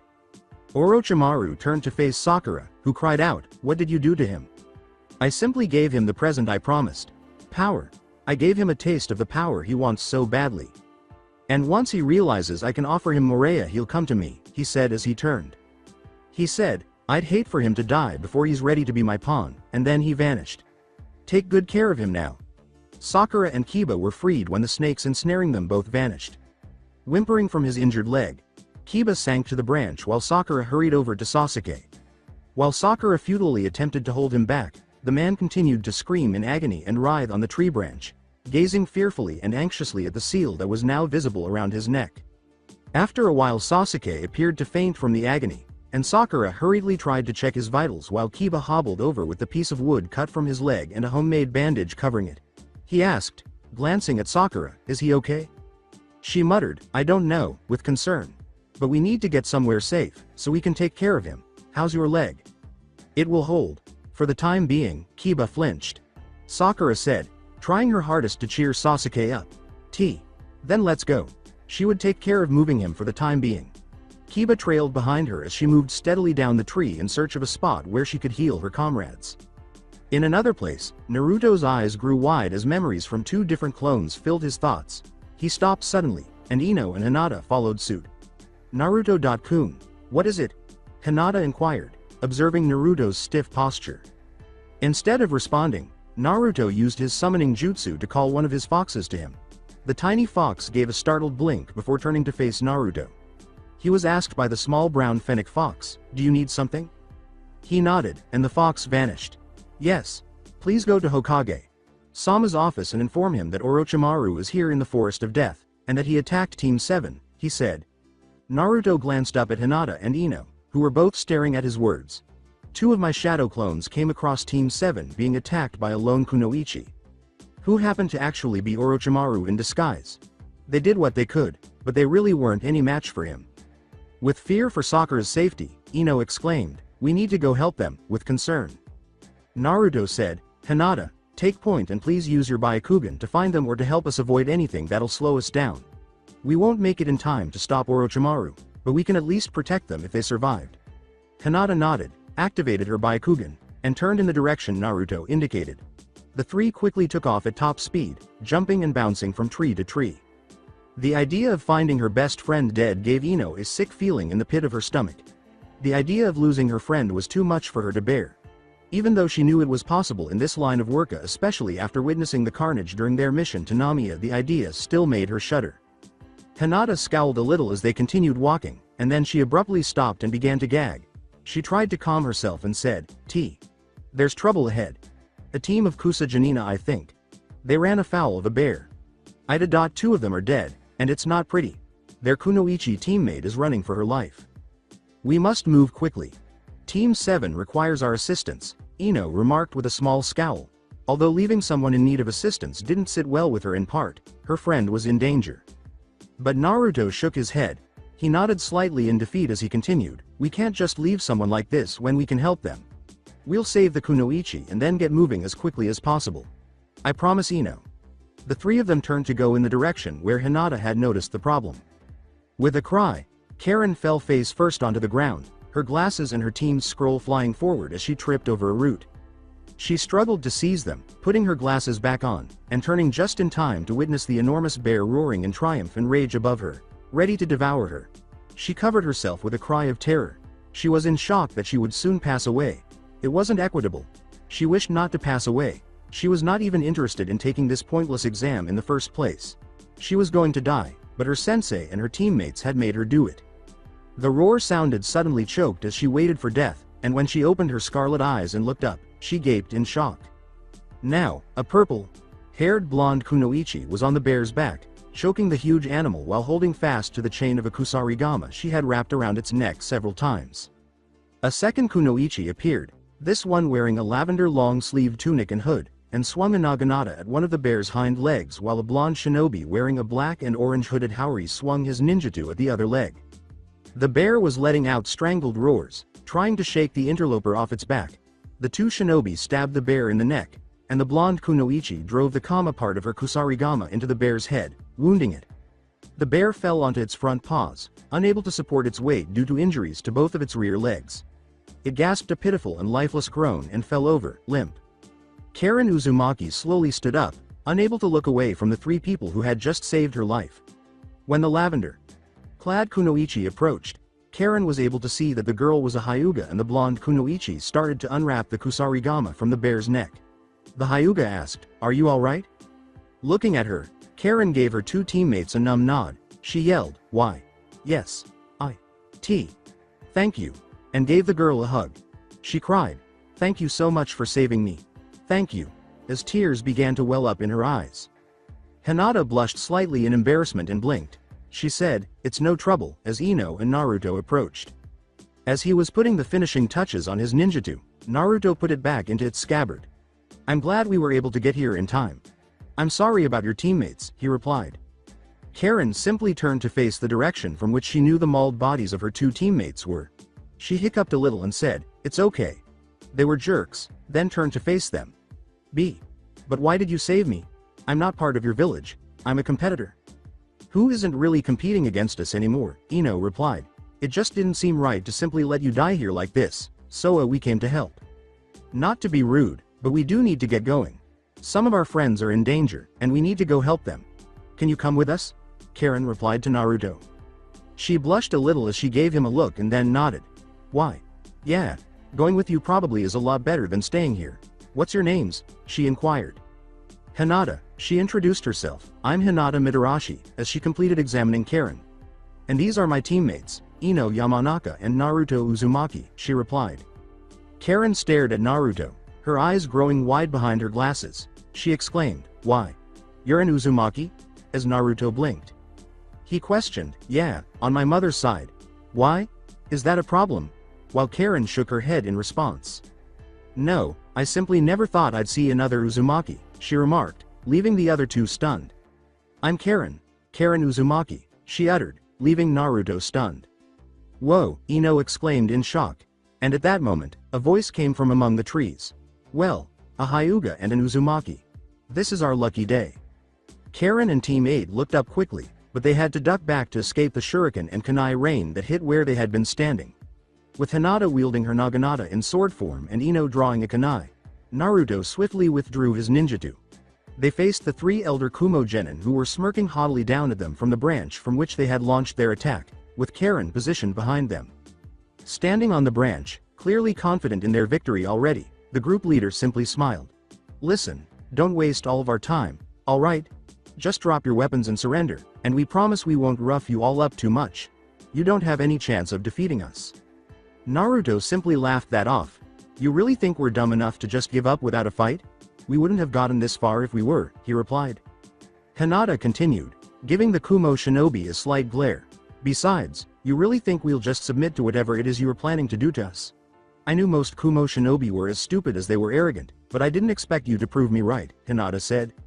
One of the others cracked his knuckles and said, Ooh, I was just going to tie you up and present you to Raikage Sama, but now, I think we'll have some fun first. Feeling a little out of place in this fight because of her lackluster combat skills, Karen bit her lip. Due to certain special abilities she possessed and was still learning, her primary roles were sensor and healer. The true fighters of the group were her two teammates. She wasn't sure if she would be of much assistance. But as he spoke quietly, Naruto appeared to be considering that. We'll split them up and deal with them. Karen, I know this is asking a bit much of you, but if you can help, we'd really appreciate it. I want you to help Ino out against the doofus on our left. Hinata, you'll take the right one. I've got the leader, quietly he said. The Kumo shinobi concluded they had had enough waiting when they heard him whisper but could not make out exactly what he was saying. More shuriken were thrown by them as they dove toward them, but the three Konoha genin stopped them. Now, exclaimed Naruto, and they all leapt apart, separating one another. As expected, the Kumo shinobi followed suit, gravitating toward the target that was nearest to them. With a slight smile on his face, Naruto prepared his ninjutsu in case his opponent charged him with two drawn kunai. Swords colliding, Naruto launched his initial attack, barely thwarted by his opponent. The Kumo shinobi rolled forward, spinning and hurling one kunai at Naruto, only to discover that the blonde shinobi was nowhere to be found. Naruto pulled his blade back, parrying a stab from one kunai and bringing the sword around to block the other that was slashing at his head. With a furrowed brow, he prepared his other kunai and cautiously opened his senses in an attempt to locate Naruto, who had apparently vanished. Byakugan activated Hinata, who tightly gripped her weapon in sword form due to the difficulty of using it in naginata form due to the trees, while her opponent pursued her. He was obviously an expert in taijutsu because she saw that he was wearing armored gauntlets that covered his hands, arms, and even his knuckles. She was proved correct when he charged in to try and crowd her and keep her from wielding her sword effectively. She slashed quickly, using the momentum from each blow to help her turn the blade and deliver another blow. Her opponent's armored gauntlets allowed him to parry or block each slash, but her relentless attack kept him on the defensive and prevented him from mounting a counterattack. Hinata slashed down at him, stepping back, spinning, and thrusting. To his surprise, though, her sword shot quickly towards him as her grip expanded. With just a slight movement, he sidestepped the curved blade, tearing through a portion of his shirt, but Hinata pulled it back, transforming the naginata back into a sword as she prepared for the next fight and making the Kumo shinobi suddenly more cautious. With their kunai held defensively, Ino and Karen leapt back, with the former using it to deflect a shuriken thrown at her by the Kumo shinobi she was facing. A few more sliced through the air toward her, forcing her to quickly sidestep and block them as Karen scurried to gather her own shuriken and hurl them in the direction of their adversary. The Kumo, a thin man with a wound beneath one eye, simply chuckled while he effortlessly moved past them. He cried, pathetic, girly. As Ino took out her own shuriken, she growled to herself. She shot off her own flurry and said, "Try this on for size, asshole." The stricken Kumo shinobi narrowly avoided these, and Ino used this opportunity to draw Karen into hiding. Ino mutely remarked, "Okay, I need to know what your skills are, and fast," as he kept an eye out for the Kumo shinobi. Karen said, "I'm mostly a medic and sensor nin. As for my medical abilities, well, I can sense people's chakra and tell you where they are," she remarked, carefully clutching her arm to hide the few bite marks on it. Her chakra was special because it could enter someone and quickly heal their body if they bit her while she was channeling it. The drawback was that she didn't like using it because it left bite marks as scars. Karen nodded and Ino asked, "Okay then, Can you keep track of where this guy is? I don't want him to surprise us. The female Uzumaki nodded and closed her bloodshot eyes. Yeah, I'll try, she said. Whispering, I've got him, she gestured toward the Kumo shinobi. Grinning, Ino nodded while removing a couple of smoke bombs. While the second one had a green shell casing, the first one looked normal. Hopefully, this fulfills Anko Sensei's recommendation, she uttered as she pivoted, hurling the standard smoke bomb initially. When the Kumo shinobi noticed the smoke bomb arcing in his direction, he leapt to one side and watched it explode with a smug expression. He yelled, "Ha, you'll have to do better than that," but then blinked as something flashed by. A second bomb went off behind him with a dull whumph, and then he was engulfed in another cloud. As kunai and shuriken tore through the air above him, piercing the spot where he had been standing, he swiftly dove for the ground after landing. Another pair of shurikens struck the log as he quickly replaced himself with it. From where she was hiding, Ino smiled. Remain persistent, she urged Karen, who was keeping tabs on the wounded Kumo shinobi. After giving a nod of approval, Karen pointed and whispered softly in the direction where she thought the Kumo shinobi was, and Ino launched a few more shuriken. Meanwhile, Hinata noticed that the battle was beginning to go against her. Even though she had a lot of experience with her weapon, it was starting to show that her opponent was somewhat more skilled than she was, and he was getting closer now that he was getting used to her fighting style. Hinata kept dodging his blows, sometimes blocking him with her sword before attacking again and attempting to push him back. The Kumo shinobi was grinning, thinking he had the better of her. In an attempt to disarm her before she could switch to taijutsu, he persisted in trying to get her to back toward a tree. As he continued to guide her in the direction of a tree, he felt a sense of victory and soon witnessed her back strike the tree. He gave a victorious shout and sprang forward with a powerful right jab. But if he had looked closer, he would have noticed the phantom of a smile on Hinata's face. She was able to see the tree and deduce her opponent's strategy thanks to her Byakugan, which also helped her trap him in her own trap.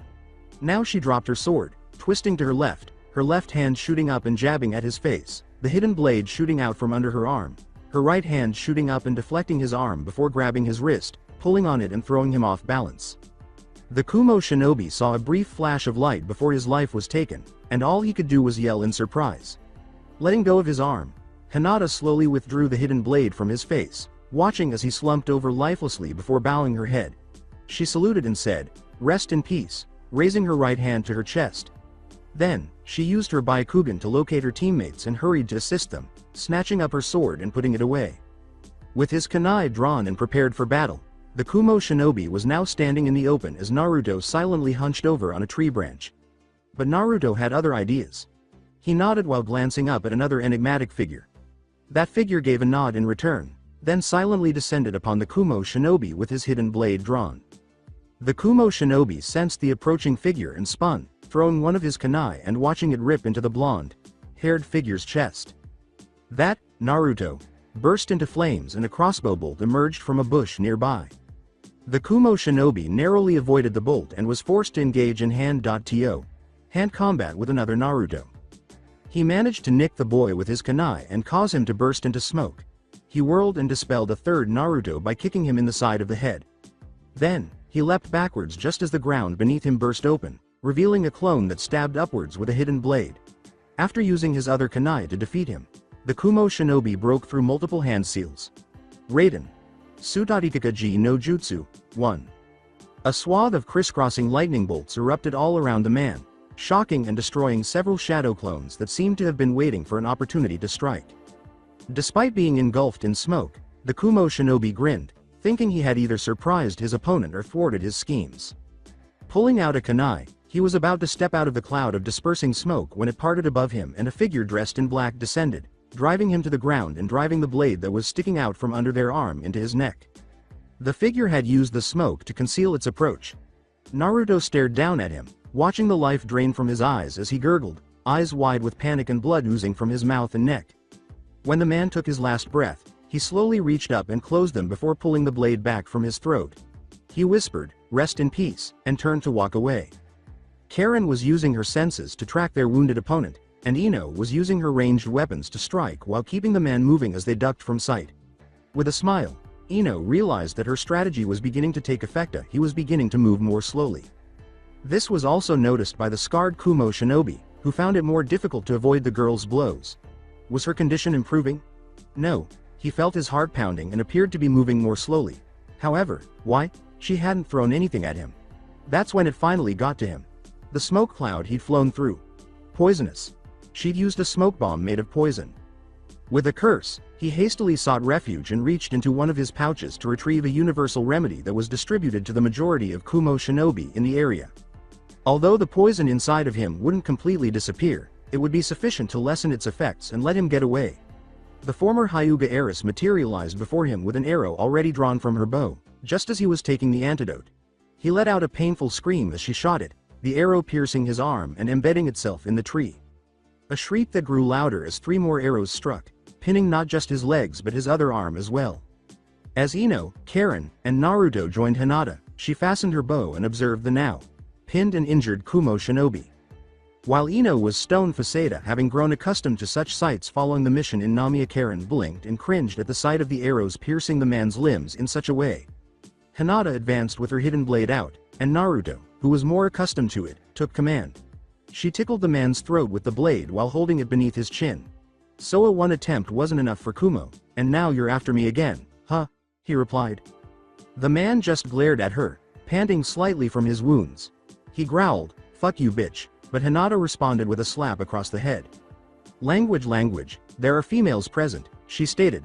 Now I can't help but find it odd that Kumo, after several years of refusing to participate in Chunin exams inside of Konoha, finally decides to send 2 teams to the Chunin exams I happen to be taking part in. Don't you find that odd, Naruto-kun? Replied Hinata. Very odd indeed. Almost coincidentally, wouldn't you say? He replied.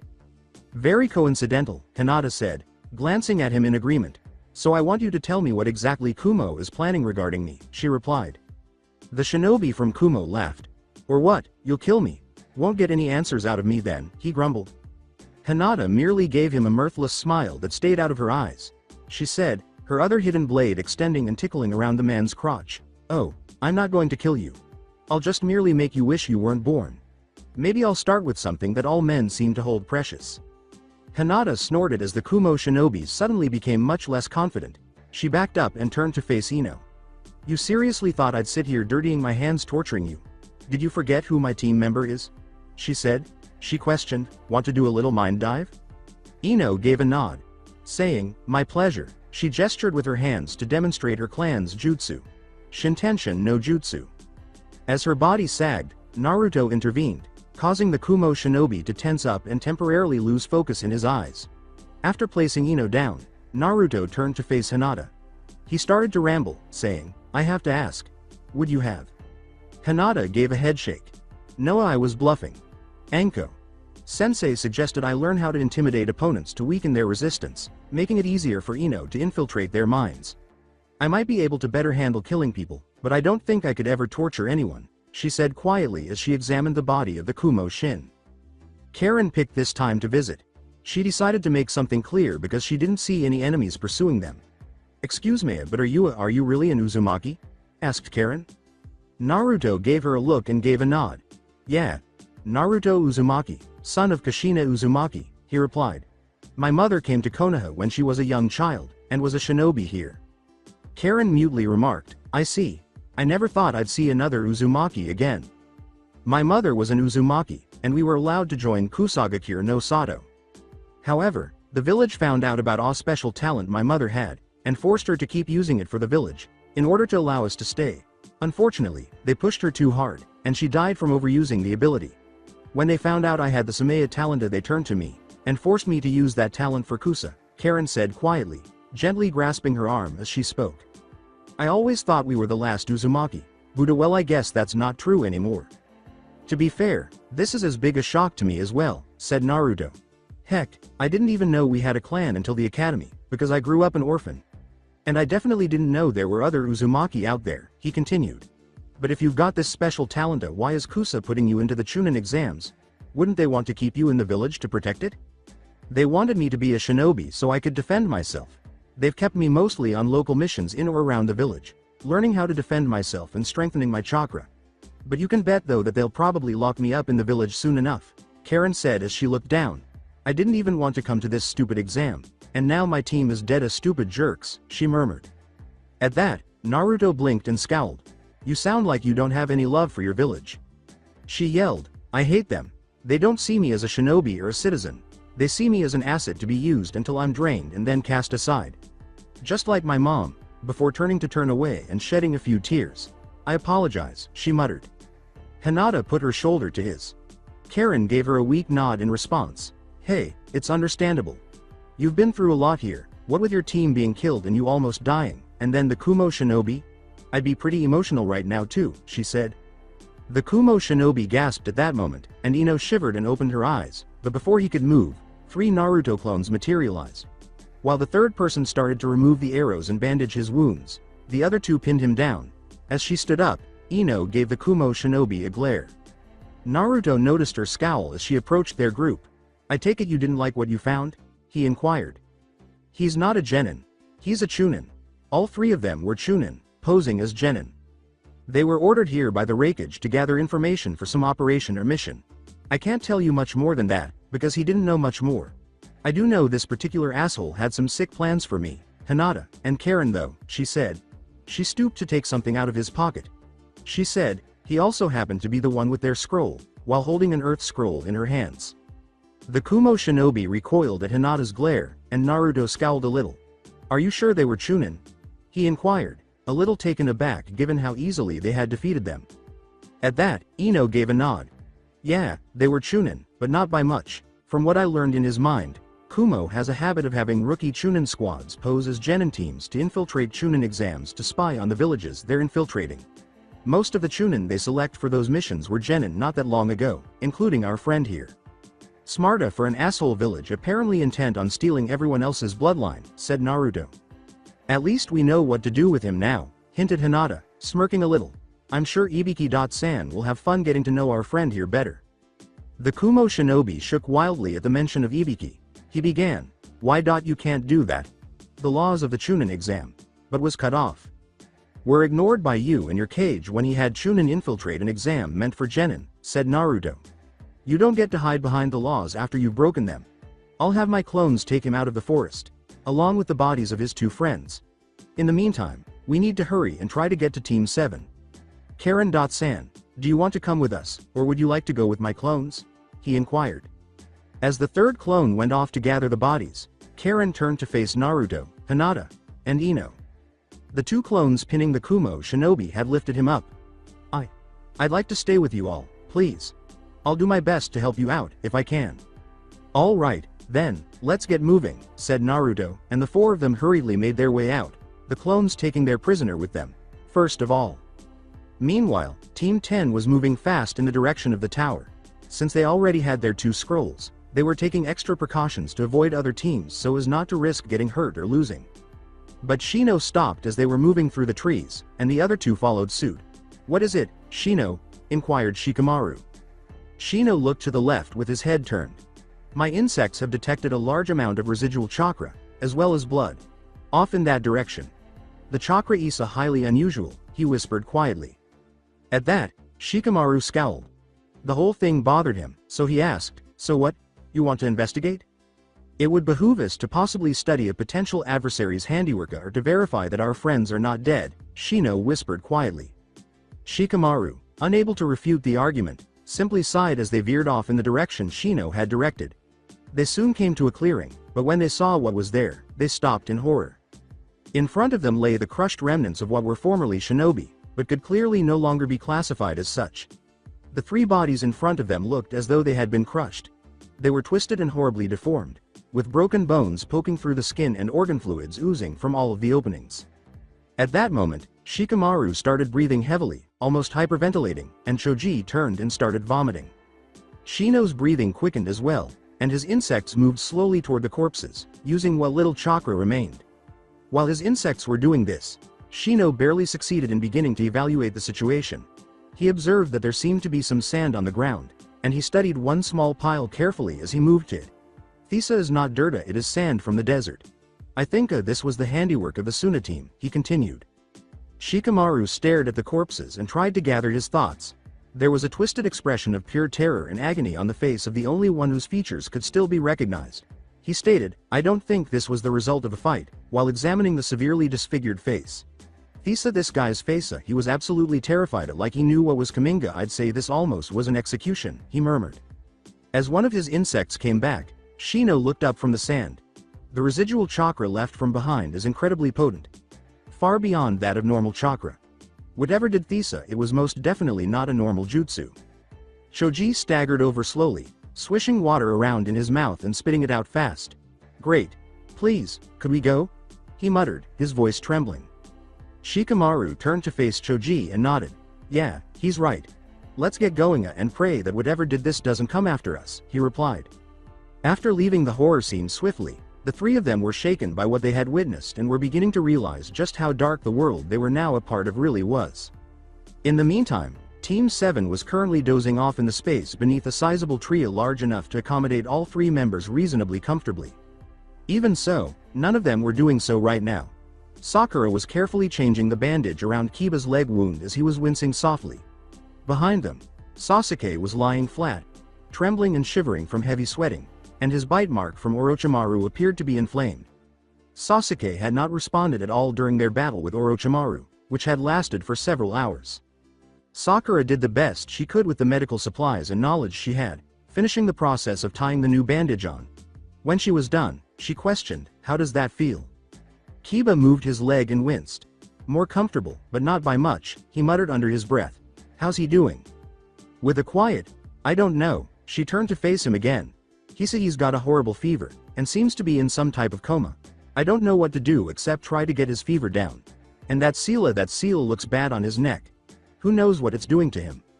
That bastard said it was going to give Sasuke power, right? Well, so I'm guessing that's what it's doing, somehow trying to give him its power. Just wish we could stop it," said Kiba. Sakura looked at Sasuke and nodded absently, her thoughts straying to the fight. During the fight, she was helpless once more and could only attempt to make them flee. Of course, she couldn't have done anything to harm Orochimaru. But in the end, wasn't he just another opponent in a succession of conflicts in which she hadn't made as much of an impact? Kiba and Sasuke were both capable of fighting. They were combatants. What could she do? She brushed those ideas aside for the time being and proceeded to replace Sasuke's old rag with a new one. Right then, Kiba had his own ideas, which he chose to voice. "I can't believe Naruto did that, you know? Pushed me out of the way, and let that snake eat him," he whispered quietly. "Do you think that was him? Or a shadow clone?" From where she was tending to Sasuke, Sakura looked up. She muttered, "I hope it was a shadow clone. I don't know Kiba." Kiba was confused and just nodded, growling quietly to himself. It was nonsensical. Why was he saved by Naruto? Despite his hatred for him and his constant attempts to provoke and ridicule him, Naruto or a shadow clone of him moved Kiba aside and gave his life in the process. It was illogical, to put it simply. That the person he detested had saved his life in such a way infuriated him in a part of him.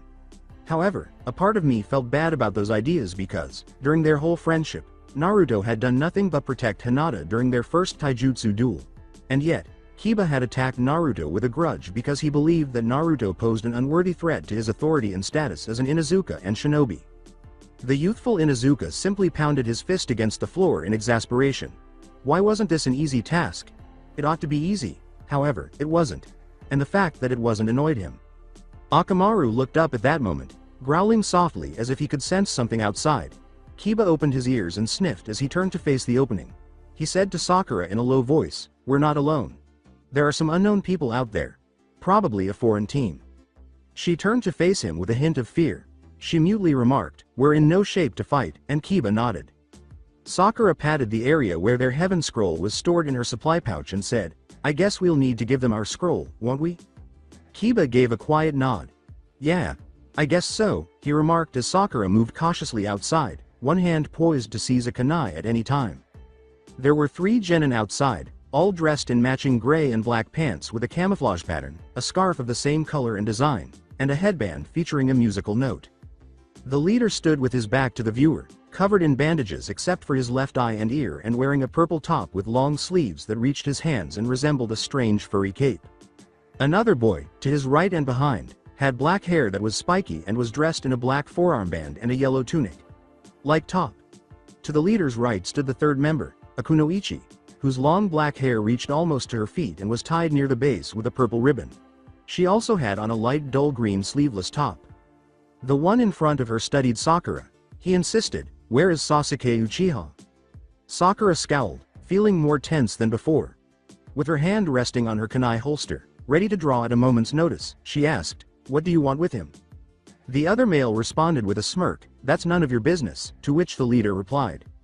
He grinned, "Come on Dosu, it's not some big secret. We're here to kill him, girly," as Dosu closed his eye. Sakura heard that and her eyes widened. Their goal was to murder Sasuke. She didn't think it was a coincidence that these three genin would desire Sasuke's death following Orochimaru's actions toward him. They were probably linked to the renegade Sannin.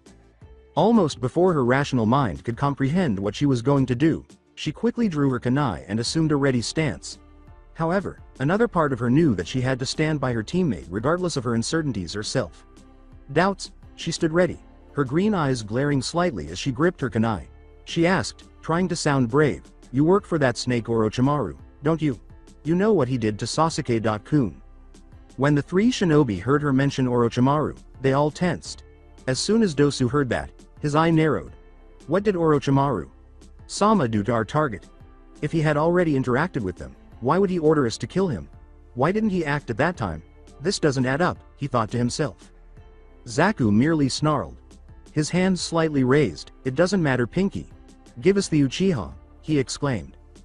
Glaring at them, Sakura tried to maintain her brave expression. She had to face her fear and doubt and face the fact that fighting was unavoidable.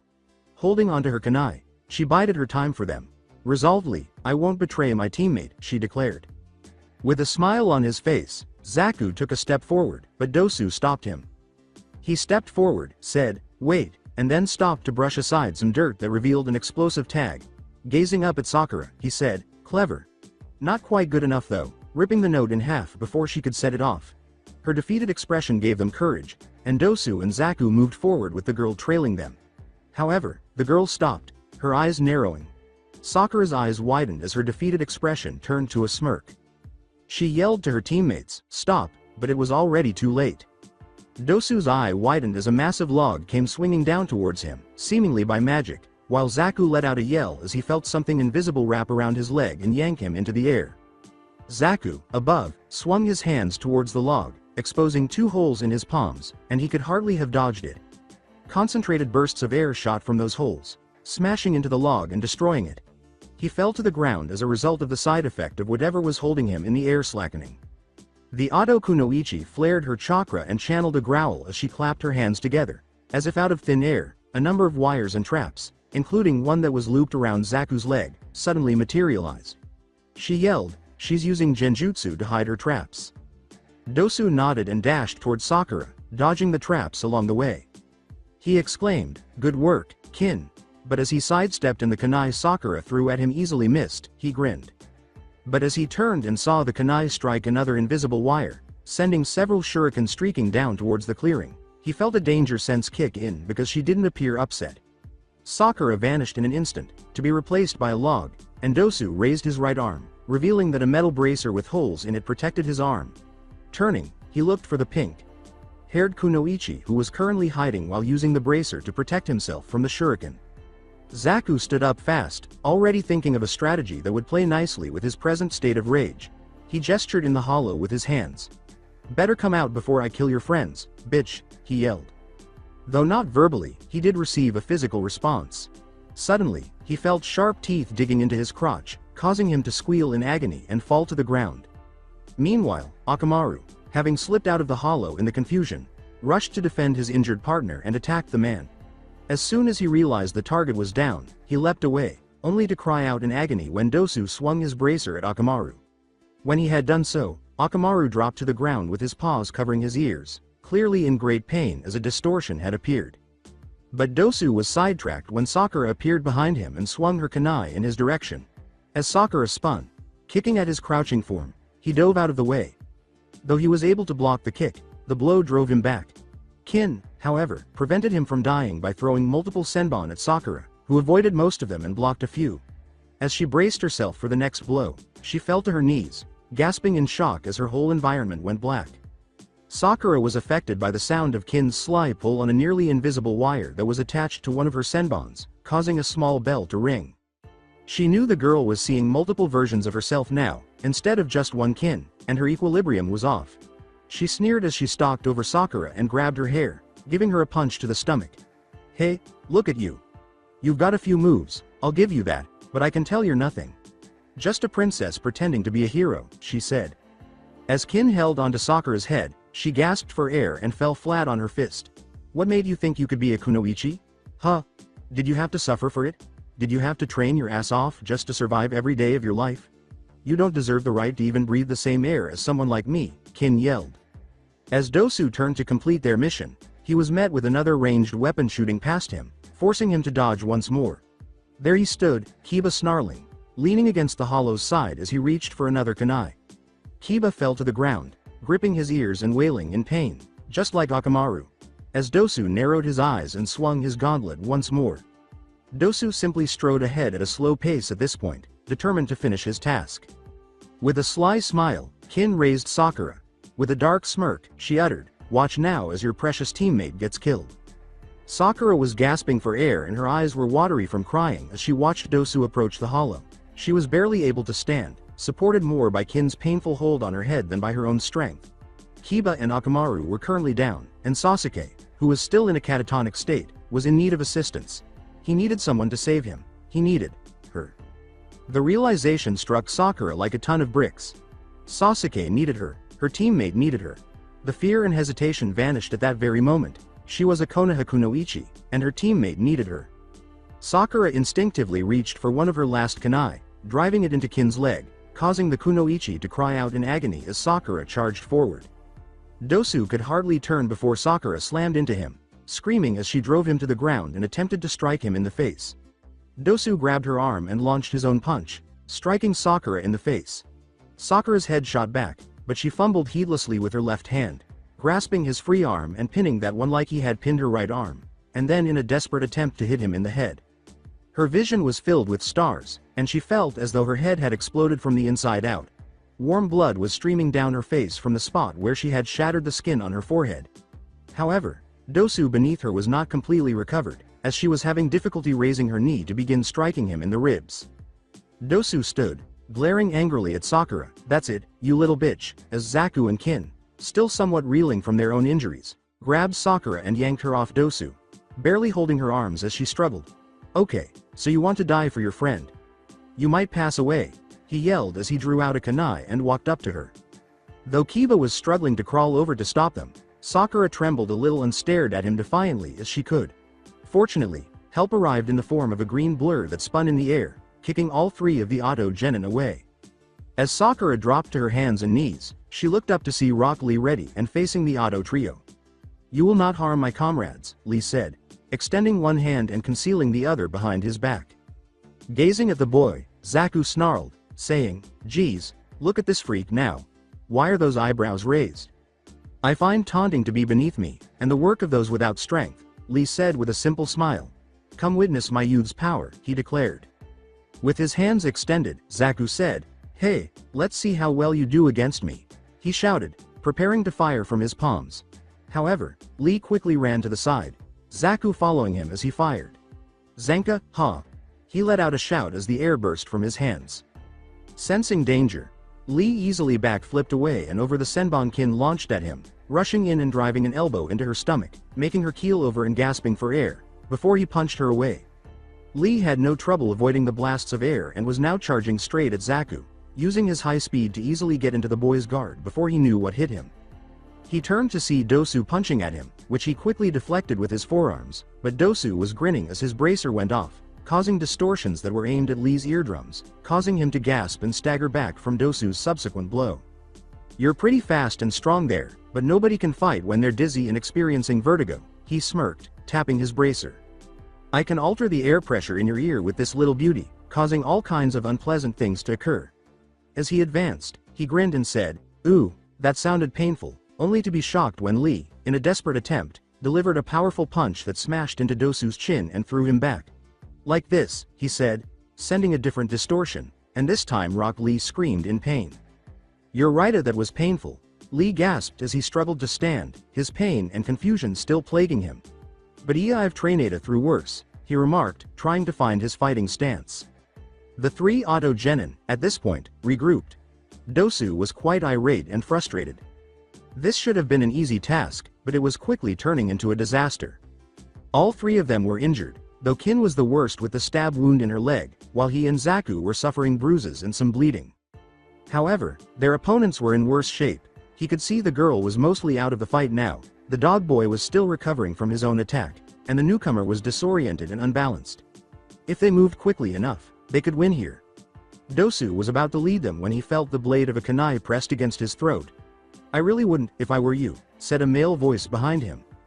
As hooded forms of Team 8 appeared out of nowhere behind the three Auto Janina, Naruto with a kunai to Dosu's throat, Ino with his Kusarigama chain wrapped around Zaku, and Hinata with her sword at Kin's back. Ali, Sakura, and Kiba could only blink. Glancing over Dosu's shoulder, Naruto asked, "Are you all okay?"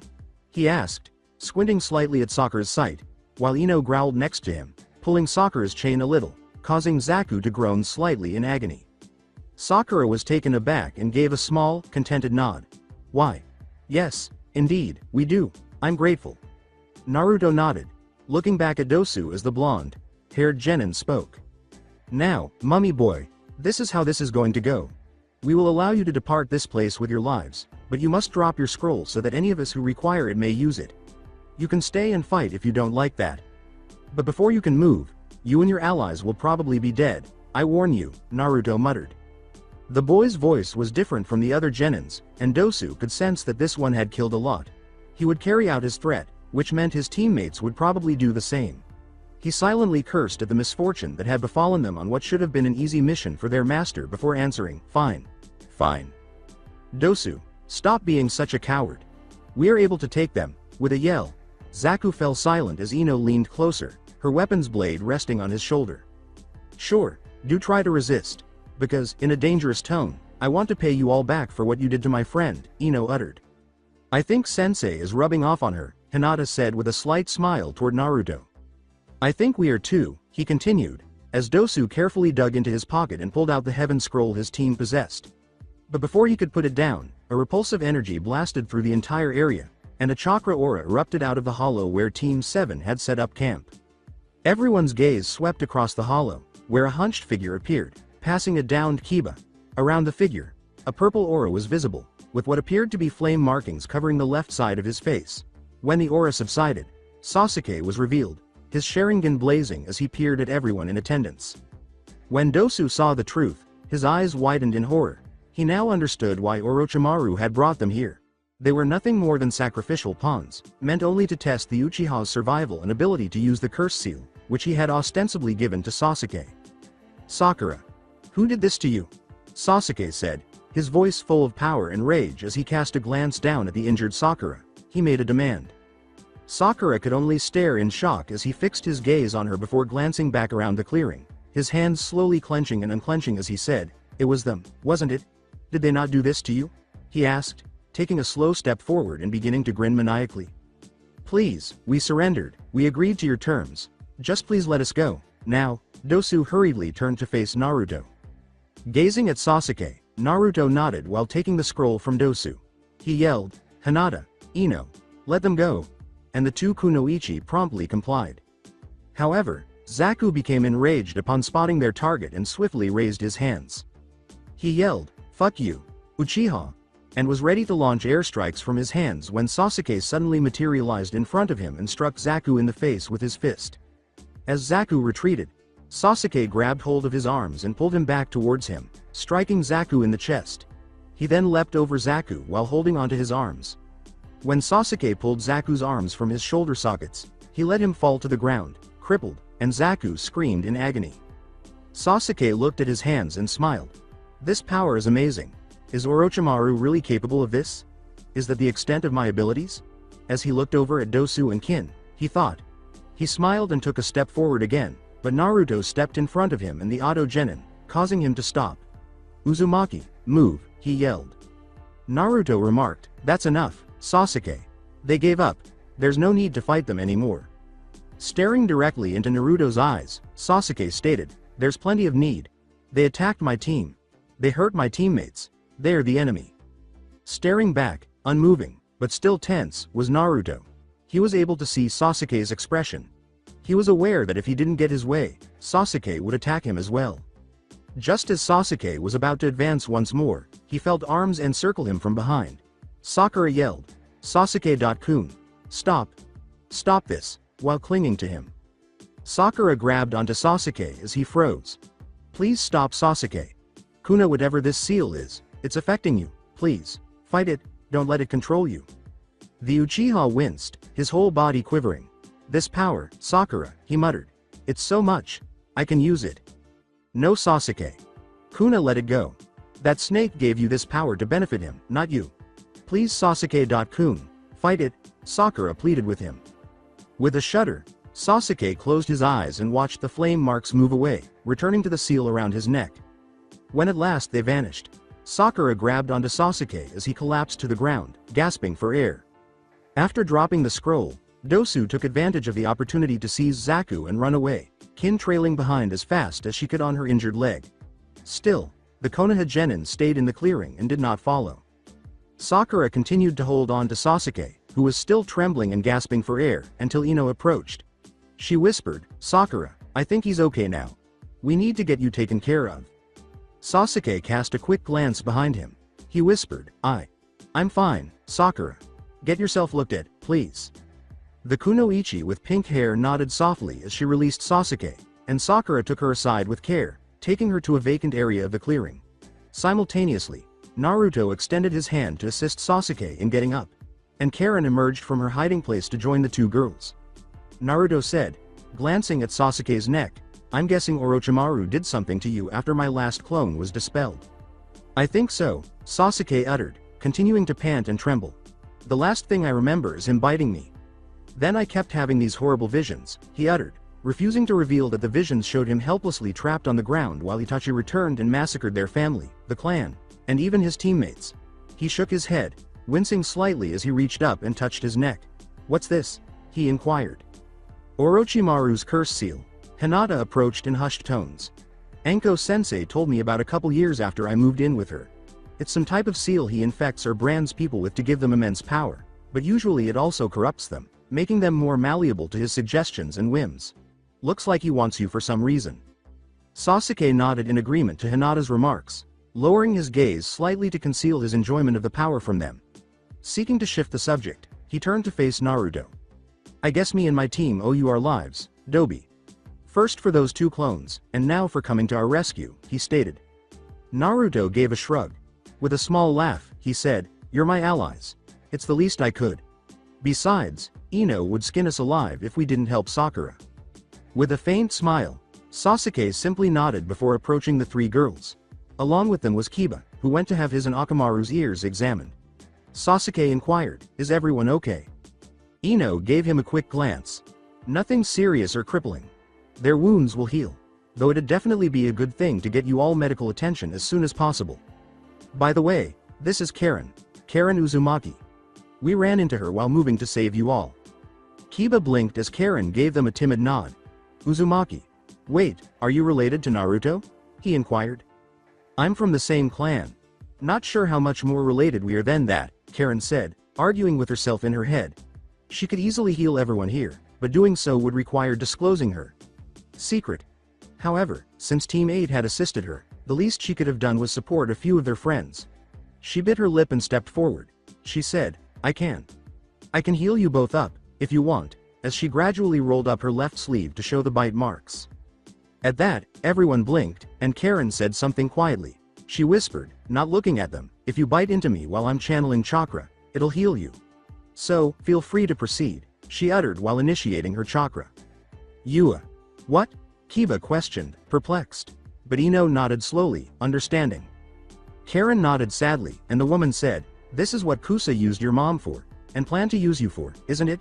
You don't have to do this. We can probably get them to the tower soon."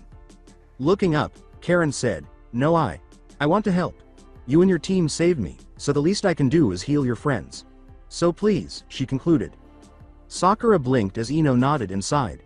The pinkette hesitated before biting into Karen's arm. She was surprised to feel the chakra enter her and to feel the aches and pains begin to subside. She let go after a short while and discovered that she was completely recovered. But now her teeth marks covered the portion of Karen's arm that she had bitten into. She gasped and turned to face Karen.